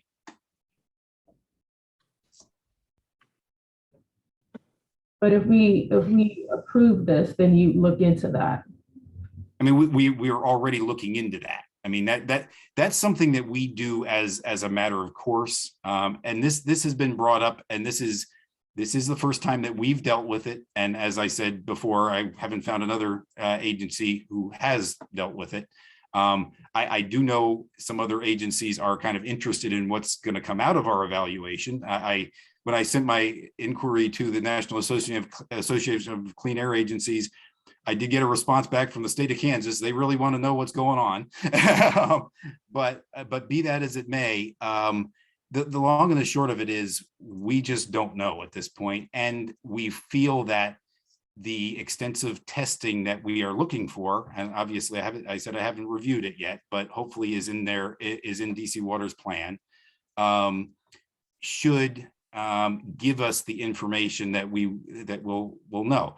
And from what we've seen, I will say that the safety data sheets that have been provided for the materials that they're using show that most likely the process chemistry is going to show very low emissions and not of particularly dangerous compounds. They did speak at the last meeting about cumene in small quantities. The quantity that we're looking at, we believe, is well below what would be dangerous to people. But again, we have questions, and we're only going to be able to get the results from testing. That's really where things are going to come from. And fortunately, we are in a place where we're going to get some testing done. And we will be able to monitor if there are high concentrations of organic compounds. We're going to be able to see that. We may not see the specific details of what they are, but we can be evaluating that. And we will get the details of what they are through that laboratory testing that I talked about before. It's also worth noting with the millions of miles and miles and miles and miles of this that's being put in. There are of course incidents that you all are well aware of and researched, but there's also a significant percentage of this work that goes on without incident. We've been doing it in the district since the 80s. We understand the concerns. We have the best management practices. Like Stephen said, we have the PIDs that'll be there on site live to monitor for any levels that would reach or even approach an action limit. And how often do you test? We'll be testing continuously. As Stephen was saying, there's the two different pieces of equipment. Well, there's one that's a mobile piece of equipment that will be on site continuously during the operation. That doesn't isolate the different specific VOCs. It basically just says the accumulation of all VOCs are at such and such a level. The specific chemical makeup of that would come at the lab test. But that PID is what tells us instantly if we're even approaching a limit, even for the combination of volatiles. And are results public? We will be making them public for sure. We have maybe some logistics to work out because Stephen, I'm assuming you're going to want to see those results on a daily basis. So we have to kind of work through that. But the contracting is going to be done through the Water Research Foundation, and they're a scientific organization committed to these kinds of things. So it'll all be published on their website using their third party efforts and on their website. So I'm sorry, I'm at a bit of a loss. I'm getting really confused. The testing is taking place while the project is going on. Is that what's happening? Or is the testing preceding the project, like an assessment, and then we adjust how we implement the project based on the results of that assessment? What's the chronological order of things? The PID, which is a photo ionization detector, it's the handheld device that tells you what the VOC's levels are. That will be there will be various people with that PID in hand while the cured in place work is happening. Marjorie has her hand up. Has a question. Marjorie, you're on. Please unmute. Okay, sorry about that. Hi, everyone. Will, my understanding is that the Water Research Foundation is not a third-party organization. It's a nonprofit that receives money from utilities that funds projects, some of which have been funded to undermine the reports that have been done on to verify the environmental impacts of CIPP. And the CEO of DC Water is on its board. So it doesn't appear as though it's completely independent, nor are they air quality experts. The way that all contracts work with WRF, WRF, we call it WRF for short, they wouldn't be doing the work themselves. It's contracted through to an independent. Usually, not necessarily usually, but oftentimes it's a university. And there's an expert panel that is convened. Again, it tends to be a lot of university professors, though not university or ubiquitously, who would provide input on that process as well.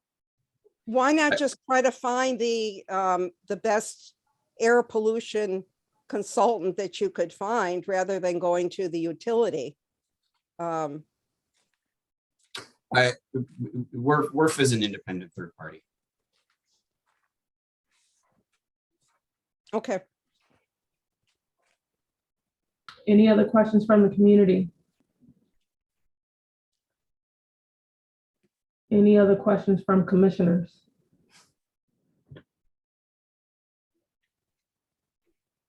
I have a question. Marlene Berlin. Marlene. So my question is, beyond the monitoring and testing, Stephen, will you also require a process put in place of what happens when levels would exceed a dangerous level, levels of air pollution, whether in the lateral lines or in the ambient air? Are you requiring that as part of the plans that DC Water needs to submit to you? We are expecting to see a response process. Yes, if we see high monitored levels, absolutely. And I believe Mr. Elledge said that there is such a thing in the proposal, but I have not seen it yet. Okay, and will that be made public to the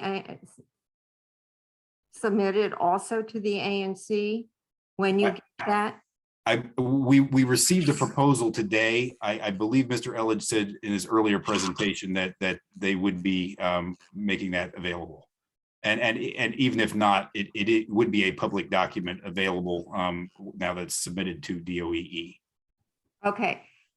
Now, given that DC Water said they would be starting their SIP process in June, and we are now approaching the end of May, how will the timing of this work? So we require that they submit it 30 days, at least 30 days before they began any so that we can fully evaluate it. And if we see any problems, we can go back and forth and try to address those problems. So I believe that maybe one of the DC Water folks, Mr. Elledge or other, can respond further on the schedule. But I believe that there is at least 30 days to resolve any issues at this point. There is. We on my slide earlier about the 1 month look ahead, there was no CIPP on that for the month of June. The earliest we would be looking for CIPP at this point in time is July. Okay, because that's not what you had in the April 19th That's correct. schedule. Okay, I just want to clarify. Thank you very much.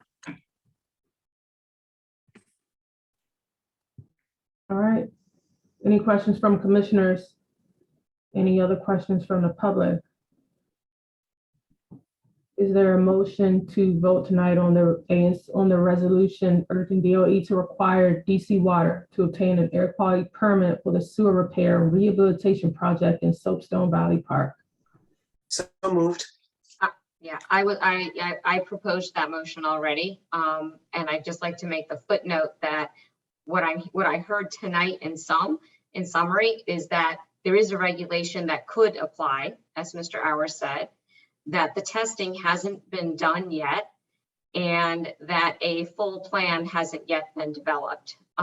So with all of those variables and uncertainties in play, taken in tandem with the fact that this information has been requested, has been under request, I should say, this kind of information has been under request for many months, including most notably by Councilmember Che's office back in January to Director Wells. I would make a motion that we do pass this resolution with the hope that DC Water and DOEE will develop a robust plan and seek, in the event that 20 DCMR 200 applies, seek and obtain an air quality permit before moving forward with the project, whose impacts are, as of today, uncertain.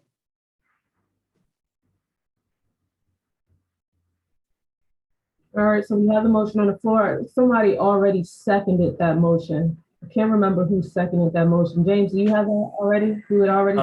I believe it was Commissioner Nemeth. Okay. All in favor of the resolution, say aye. Aye. Any opposed? Any abstain?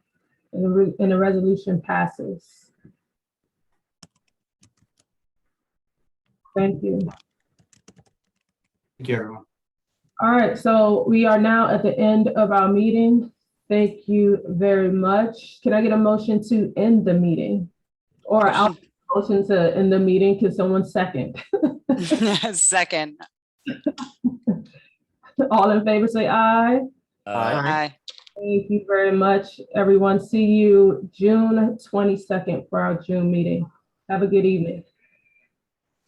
Bye. Good night. Good night.